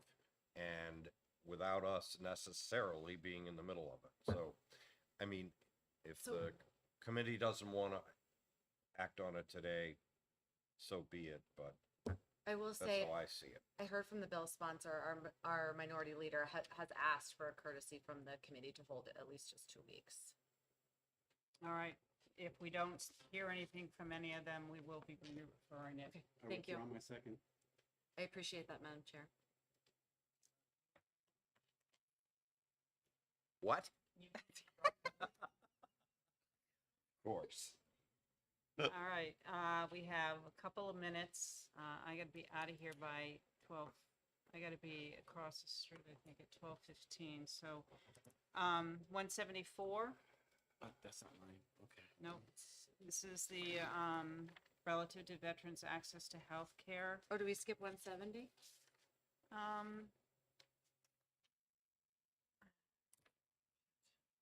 Child daycare.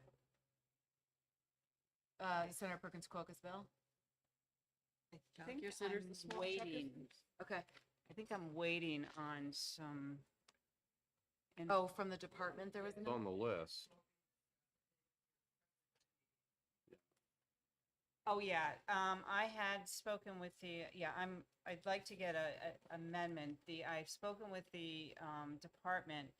They understand where the concerns are. And it looks like they've got the language they're looking is to grandfather some of the daycare Right. providers in. So I don't think we have an amendment yet. Okay. So let's hold off on I this. move out to pass on 174. Will you, I thought you were just done. oh, sorry, on 170, should I connect Senator Perkins Coca with the department about that issue? Sure. Okay, yeah, great. I move 174 out to pass. I'll second. Discussion.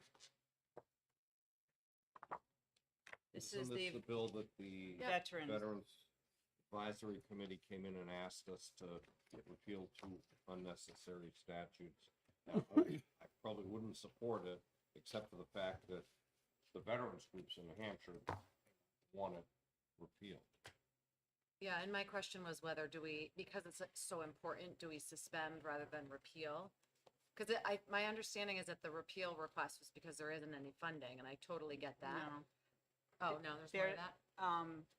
They're already, according to, when I talked to Warren Perry, they're already, you're asking the veteran service officers to do a job that they're not doing, but the services are being, the veteran service officers are farming the veterans out to the organizations that need it. They're not going to implement that. So it's an unneeded piece, unneeded RSA. So they're trying, and when I was at the State Veterans Council, they unanimously agreed to support getting rid of it. So Senator Rosenwald, her concern about suspension versus repeal, though, when it came down to it, she was concerned about the mental health services part of it, which is spoken to not only in the hearing report, but I talked to Warren Perry, and then I relayed it to Senator Rosenwald. So, she said, do what you need to do. But I felt that they're doing their job. They're addressing mental health, and it's in the hearing report. That was the key concern that came up, and I think we can all understand that, making sure that is done robustly. Okay. Okay, that's it. Was there a second? Yeah. All those in favor of ought to pass on 174, say aye. Aye. Opposed? Consent? Oh my God. I'll second. All those in favor of consent, say aye. Aye. Opposed? Kim, I'll take that out. Motion to move out of exec? You're gonna go, right? I do. We got too many to do. Is everyone going to be available for about 20 minutes around 1:30? We're execing and judiciary is the only problem. What time do you start? 1. Why don't we do it's Senator only Whitley's exec. bill right now then? Okay. Which one's that? 175. 175. So I'm grateful for the heads up about this amendment, and I'm happy to work with the committee members on a potential compromise. So this amendment, there's a lot of changes to the omnibus. And I think I'm okay with the vast majority of the changes. The one thing that I really want to talk about is the change in, to the number of employees for an employer that, the lactation supports would apply to. So if folks remember in SB 69, the Senate passed more than 3 times, that bill. There was unanimously. So we've already supported that. So it's identical to what is in Momnibus. So that was my understanding, is there was broad support. So the changes here, the change to the penalty, I think I would be okay with that. It's not ideal, but I'm fine with that. What I wouldn't be able to support is this change to 12 or more employees. And just to give some background, we drafted this bill in collaboration with a lot of stakeholders, including the BIA, including an advisory council, including the Department of Labor. And it was the Department of Labor that gave us that 6 number, that this would apply to employers with 6 or more employees. And they made that suggestion very importantly to make sure that we don't have confusion among our businesses, because that's the same standard for our non-discrimination statute, 35 RSA 354A. So that's the standard for that. And so that's why they wanted this to be applicable to the same. So we don't want, Department of Labor did it so they don't create confusion. Now, in response to the business community, what we did add that I thought was very smart was to add the undue hardship standard.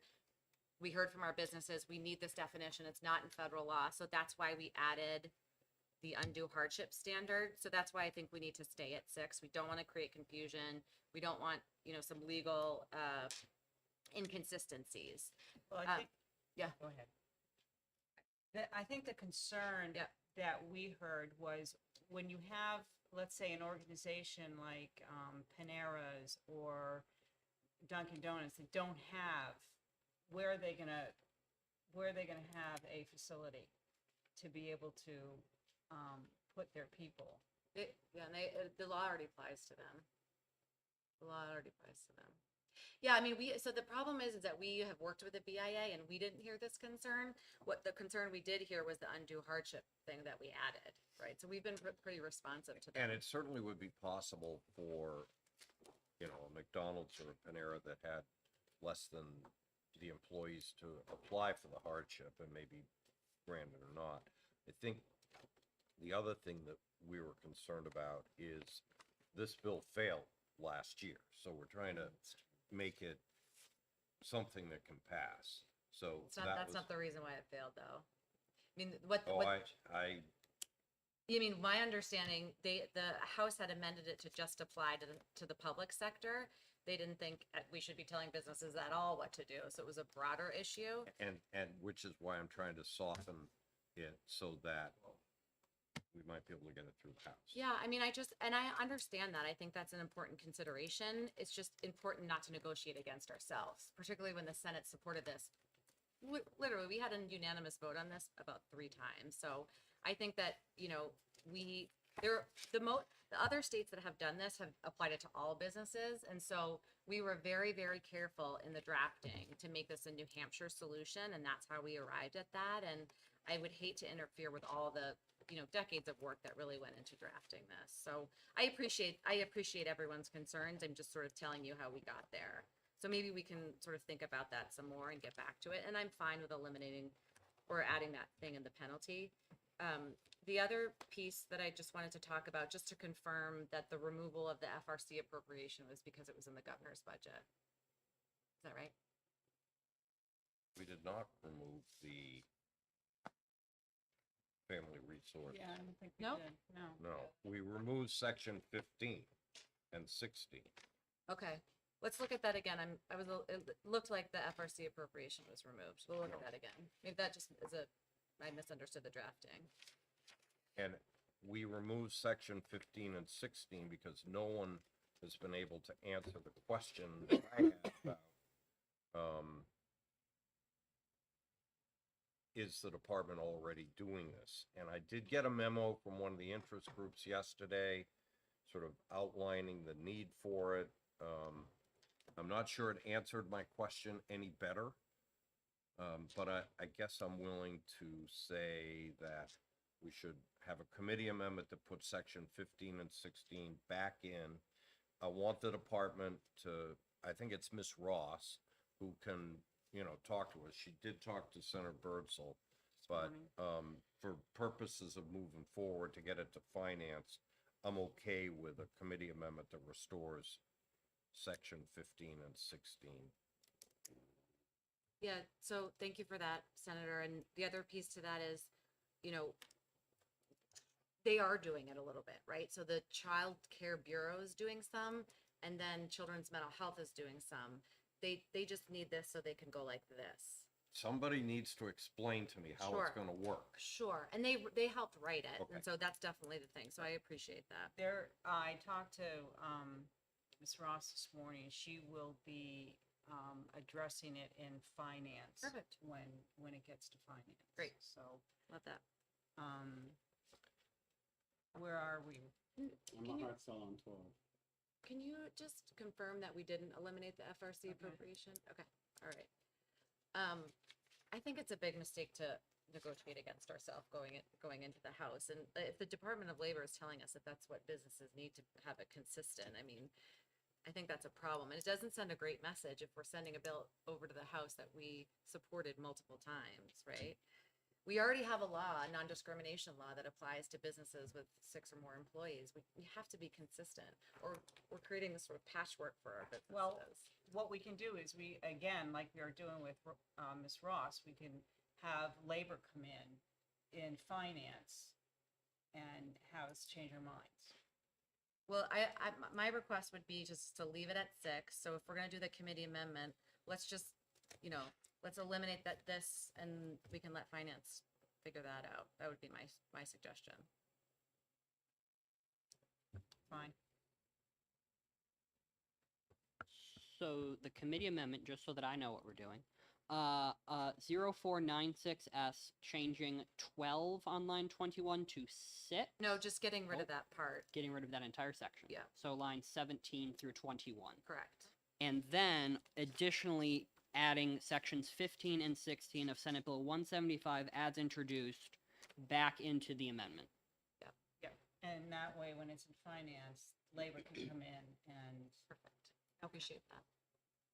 I mean, the other thing with the mental health thing is that, another way to do it is like we've done before, Senator Bradley, is pilot it. I don't know if I would like them actually to speak to what number appropriation is necessary, but we could pilot and use ARPA dollars or surplus dollars for, 2 years. I look forward to you bringing that amendment into finance. Am I negotiating against myself now? Yes. Oh, shoot. All right. So we ought to pass. So Senator Bradley moved the amendment. I did not hear a second on that. Second. Okay. As long as we are eliminating line 17 through 22 from the amendment and adding back section 15. 16 and and 15. Oh, thank you. There I go again. Okay. All those in favor of the amendment, say aye. Aye. Opposed? Aye.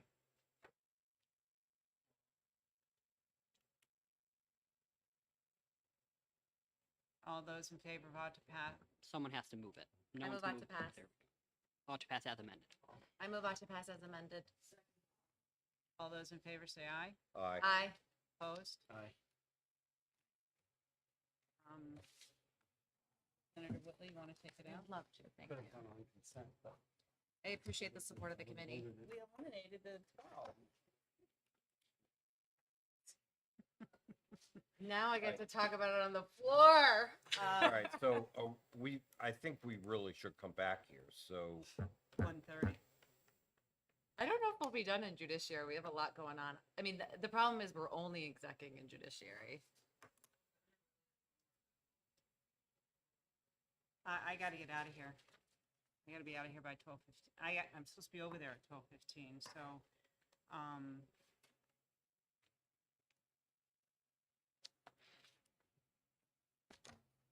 well, I want to be back here at 1:30. I know it's hard for people, but we need to get through these bills. Could we do 2 o'clock just so I could be sure? I don't want to miss any votes in either committee. Can we do We- two? If we do two, then I don't have to miss. Around, that's fine. All right. 2:00. Okay, thank you. You want to stand and put- Yeah, I just soon do that. They can wait for us. Yeah, you can. Who?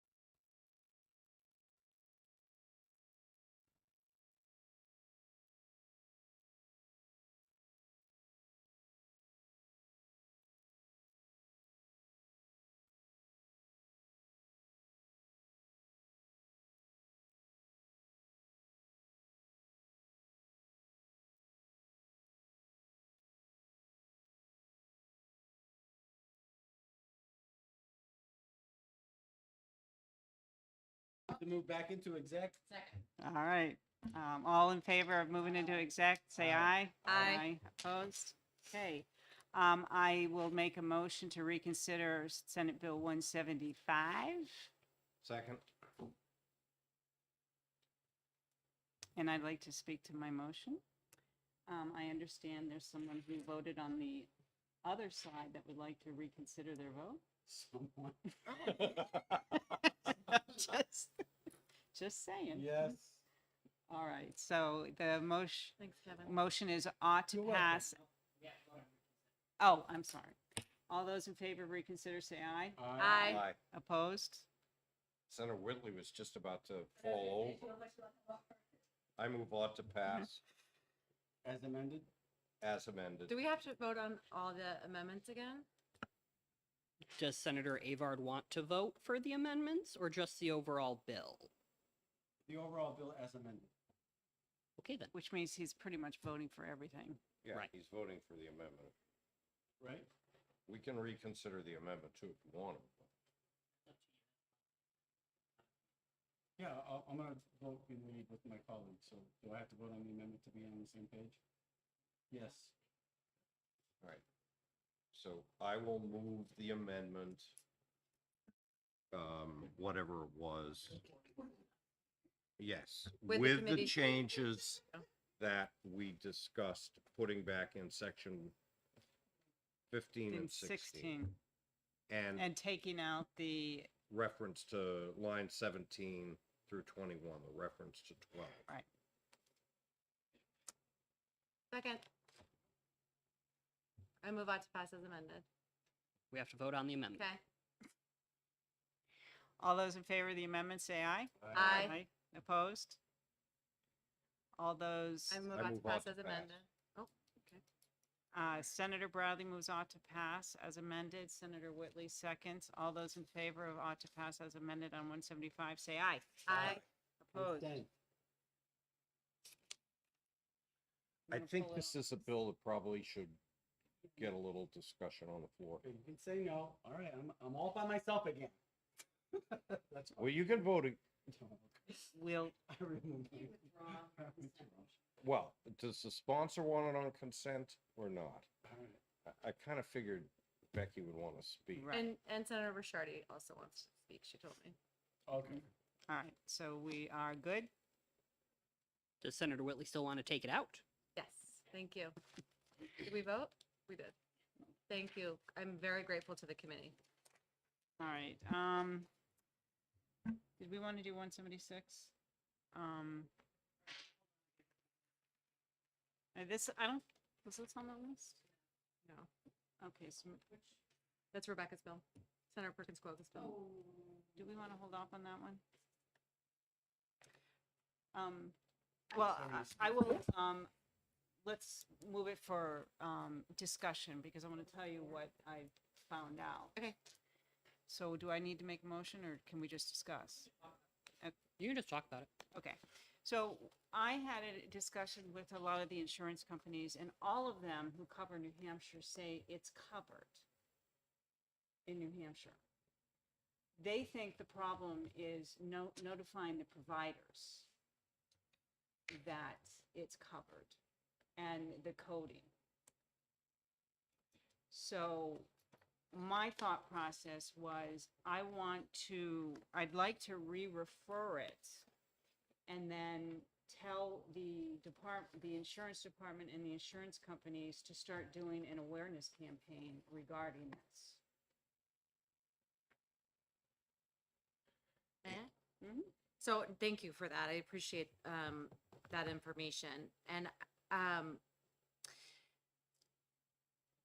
you know, I can't speak whether all the insurance companies are covering it, but I know that there are providers that are putting in for reimbursement and getting denied. So that's what I'm concerned about. Right, and that's where I think we need to do an awareness campaign, and we need to find out which ones are not are not paying for it, because it's technically, my understanding is it's covered, and obviously, I think I was told it's the non-ERISA and self-insured companies that don't fall into this category. They can't be mandated. A lot of it is the smaller companies.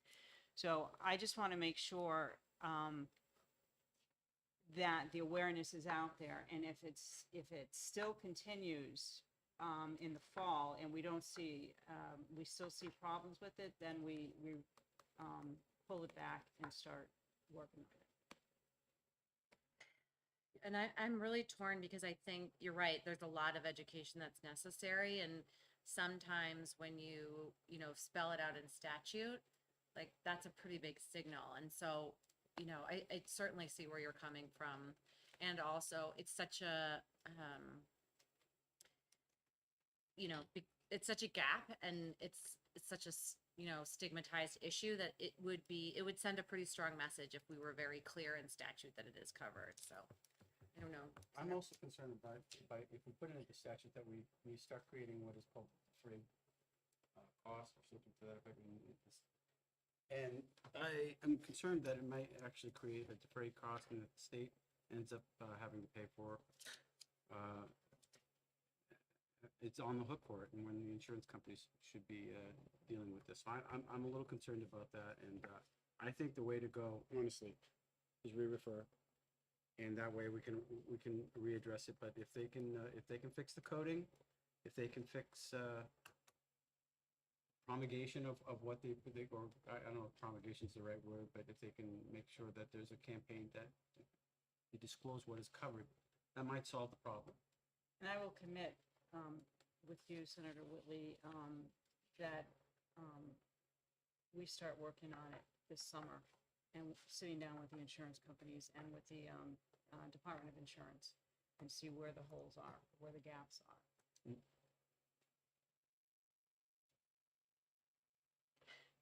there a question for me?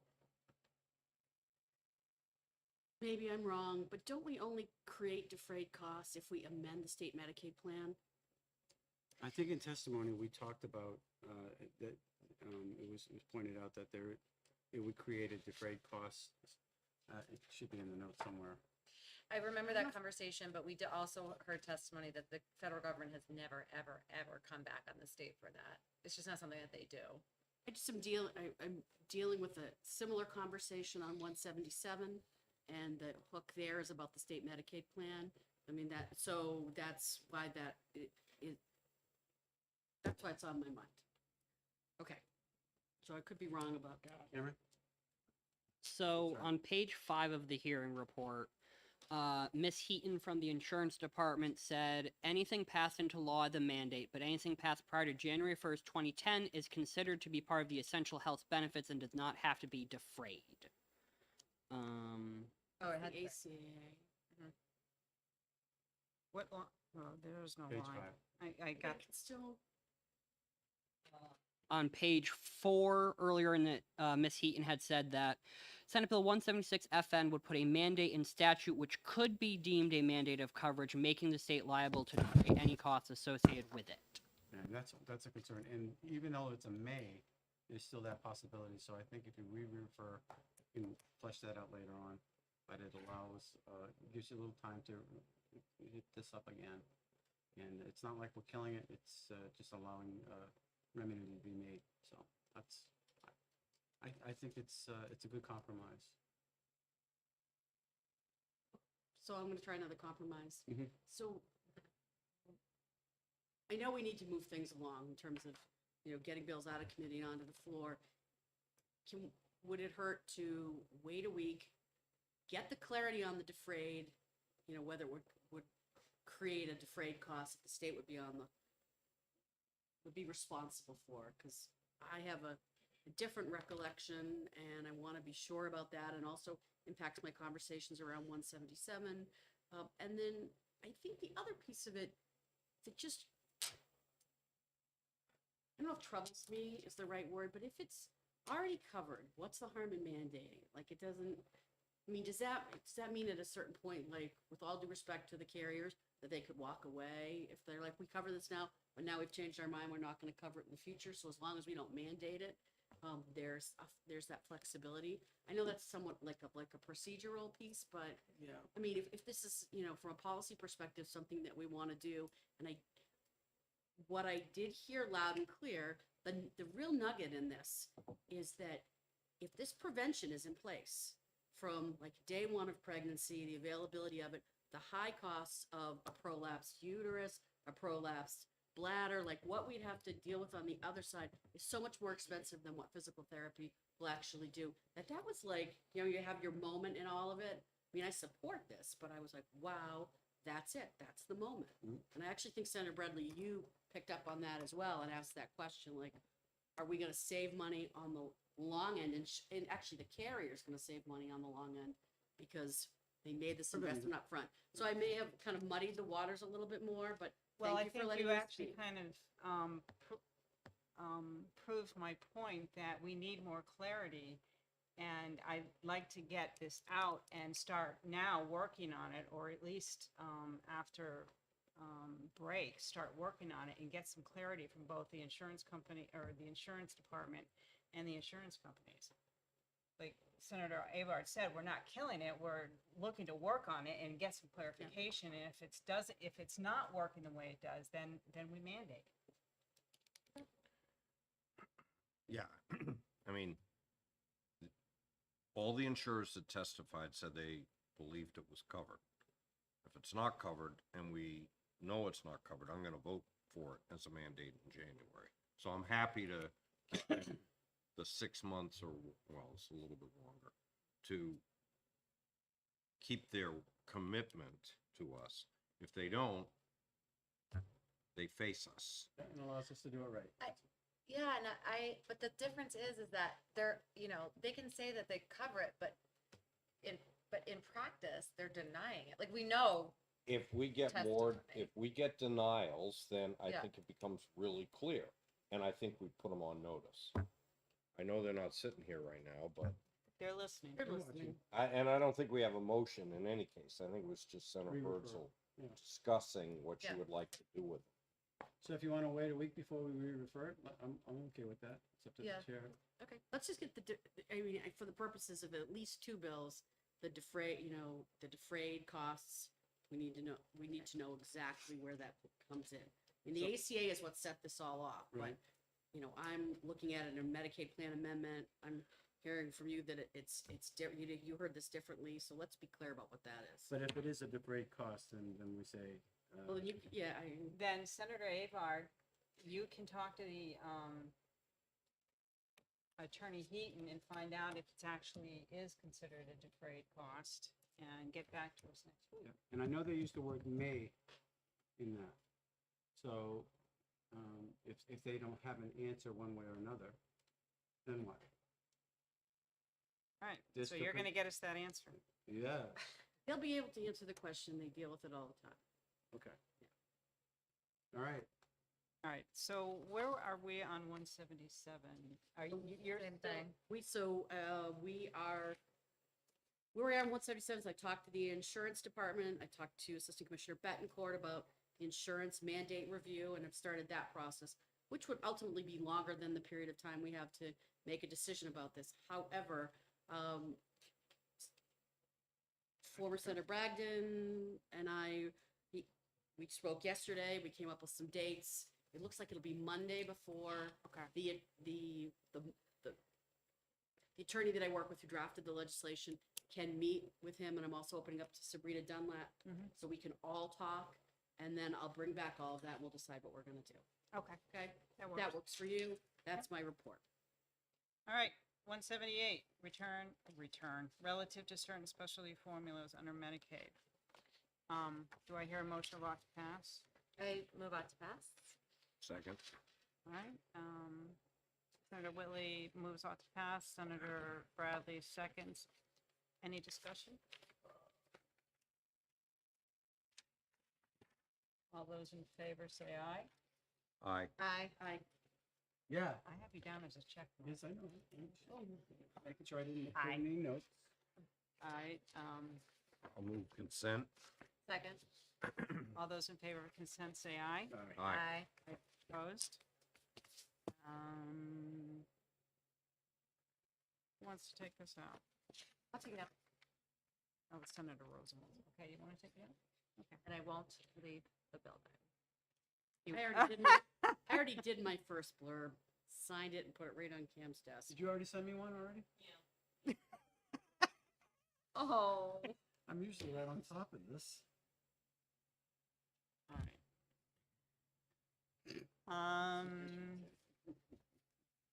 233, establishing the special supplemental nutrition. Do I hear an ought to pass? I'm about to pass. I second it.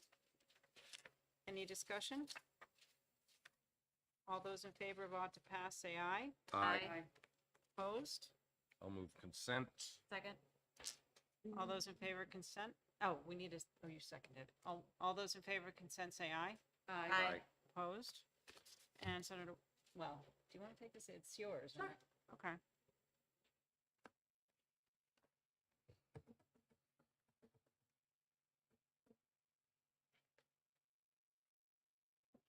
All right.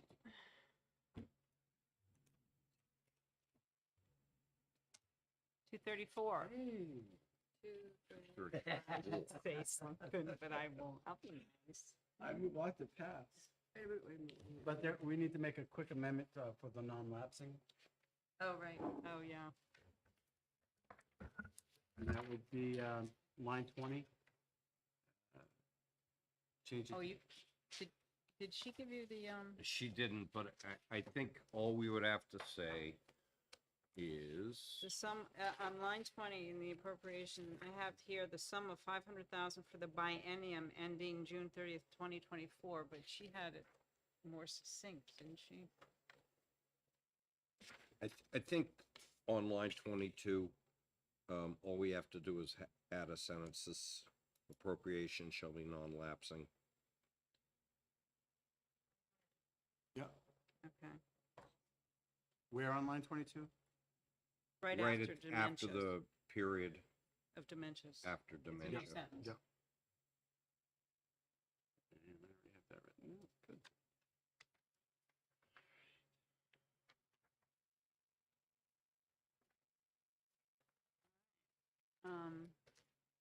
So I vote for the committee amendment. Ought to pass. Second. All right. All those in favor of, ought to pass on the amendment? Aye. Aye. Opposed? I move ought to pass as amended. Second. All those in favor of ought to pass as amended, say aye. Aye. Opposed? I move consent. I'll second. All those in favor of consent, say aye. Aye. Opposed? All right. Senator Avard, you got this one. Thank you. Leave the building. Yeah. I know. Yeah. Hey, he knows where to run. That just, look at me. Good, thank you. I think, Yes? I think we need to hold on 235. I think they are chatting. I think Senator Chanley is talking with the carriers to clear up some confusion and potentially have an amendment, so we might need to just hold that 1 week. Okay.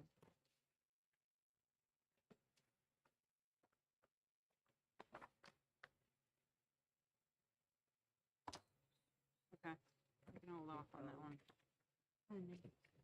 It's the psychologists want to be part of the primary care model thing. Now, the question I had on that one, are they talking about having them in-house or just referral services? In-house. It'll be an immediate point of access. Right. Yes, thank you. I just shut it up. So as I understood it and looking at the Montana model they referenced, they'd either be immediately in-house or available like by by either phone or by telehealth, so that that point of contact and access happens within primary care, they don't give them a referral, which then creates like another appointment that they have to get themselves to. It gets, And is this a may versus a shall? So the, I think it's, the insurance company can't deny this coverage for this model, and it's already, so we heard from, like the Family Health Center in Concord, which is an FQHC, they already do that. It's like that medical home model that the provider's right there. I think there are some primary care providers that want to do this. Now, I don't think we have been hearing the denials, because I don't think that anyone's tried to do this, is my understanding. it sounds like it's informally been done, but Right. is, now there's this move to formalize it, build a practice around it, and be able to. So I think the carers are working with Senator Chanley to clear it up. Oh, wait a minute, I'm on the wrong one. Well, we were I'm the still wrong talking about 235. Oh, yeah. I think I that, flipped it over to 238. I'm like, wait a minute. I think Senator Chanley should work with the providers Yep. on an amendment to clarify. Right. I don't think there's any opposition to it, but it also needs to be written in such a way that it gets properly coded. Exactly. Yep. Okay. Okay. I was in the room. Yeah,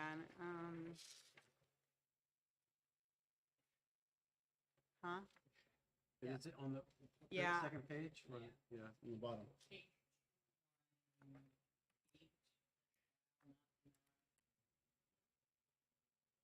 So actually, Madam Chair, that might be an interesting compromise to allow.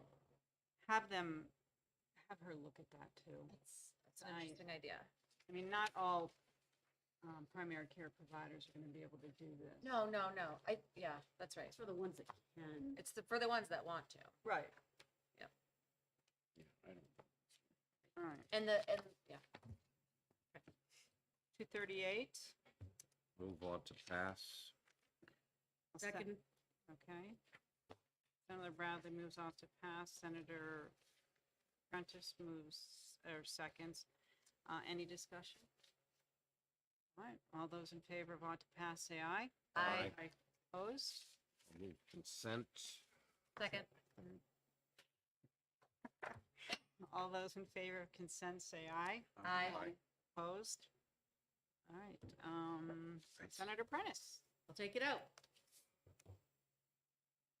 We'll do these two while we're here from this morning. Bless Oh, you. God bless you. Oh, I have That came over me. I have that one out. I 240. like, yeah, no. Oh, I should direct. Oh, wait a minute, I'm not done. Sorry, I have to stab it.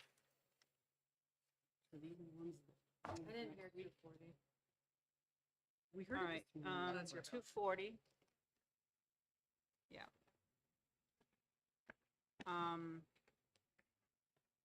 I'll move off to pass on 240. Second.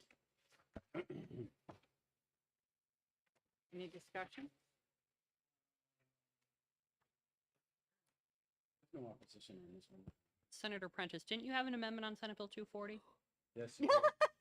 Thank you, Cam. Thank you. Yeah, I don't think it ever came back from OLS. All I oh wanted. yeah, No, no, I it's have it right sitting here. right here. Did it? Okay. It needs to change the 500. Oh, yeah, I effective got it. date so that we can get in under the public health emergency being rescinded. So Yeah. effective upon passage. Whew. Jim Monahan, yeah. So I wasn't at this hearing. There was no opposition. No opposition. We are New Hampshire is the most restrictive in this area. This is like, matchmaking for good healthcare in very serious clinical conditions. So, So this isn't, just out of curiosity, this isn't typically done, it's more for adults more than children? it could be done for children. Okay. All right. So I move your amendment. do I hear a motion on 0500S? So moved. So moved. Second. Yeah. All those in favor of Amendment 0500S, say aye. Aye. Opposed? Do I hear a motion of ought to pass as Move on to amended? pass as amended. Senator Bradley moves ought to pass as amended. Senator Avard seconds. All those in favor? Aye. Aye. Oh, yeah. Opposed? Consent. All right. I'll second consent. 39. All those in favor of consent, say aye. Aye. Opposed? And you've got a lot. Do you want to take this? Well, it's consent. Yeah, I'll take that. Okay. Was Senator Waters, did he have an amendment to go to his bill? So he didn't have anything drafted by OLS, but he gave language for the committee to consider. Gosh, here's 240's amendment. Right. That was 239 today? I think that bill needed several amendments. That's what I thought. Probably should hold on that. Senator Langs? And on my bill SB 237, the department is working feverishly to get what Senator Bradley requested on the appropriation, a breakdown of. I'm going to hold off on that one. Yeah. On this one? Yeah. Sorry. Yeah, no, so the department is working to get a breakdown of the $14 million appropriation. Okay. That's all I. You have a time frame? 4, 5, 6, 7, 8. They did it for the appropriation, so it should be there. Got through 9. Any others that you want to The discuss? only other one that we might be able to do is 241. That was also a hearing today. That was on the graduated public assistance programs. The department requested an additional appropriation on that one. Well, I'm not moving that, but sorry, John. What do you mean? The So- appropriation. On this one, I don't know if it was, maybe John knows the answer to this, that cliff effect report was a big deal. And, because it's a huge problem, this cliff. So the cliff effect was I think it was from the legislature requested that cliff effect report. Yeah. So I don't want to reinvent the wheel because they've already done that. Yeah. That's my biggest concern. Because they've already got they said they'd already done the study, right? Thank you, John. What? No, John. Different from Kate. Yes, very different than Kate. It sounds close, though. JK? And Chairman Birdsell, thank you. John Williams, the Director for Legislative Affairs, and refreshing recollections within the past 2 or 3 sessions, we did robustly work on this issue. I seem to recall working with then Senator Martha Fuller Clark in particular to try to advance the work that was done around the cliff effect. So I do understand that the policy director for the Senate, Ms. Lippman, is looking into this issue. Will be a resource to her, to this committee, providing the information, given her wealth of background on the subject matter, as well as that of our director, Karen Hebert, who's director of our Division for Economic and Housing Stability, and she'll be able to provide some information meaningfully to the committee on that point. I think what would be good for that is to know what we've already done from the cliff effect report. Like, for example, this reimbursement in the child care scholarship program, like that was in the cliff effect report. So it would be good to know like what has been done and what we do need to address, that kind of thing. Yeah, so I'd like to Hold off. Yeah, right. It's still on this for one. Yeah. additional info. So I'll just. Additional info. Move out of exec? Before we go out of exec, can Kyle just go through the one, Kyle? Hold on, back to a. Hi. Superman. Wow. Cam. That was I know, reaching I know, back. I know, terrible. But you're doing it. Can Cam go through the An bills amazing that job. we took action on? Yes, but Senator Prentice has flagged for me that she might have something to say. Or, I do.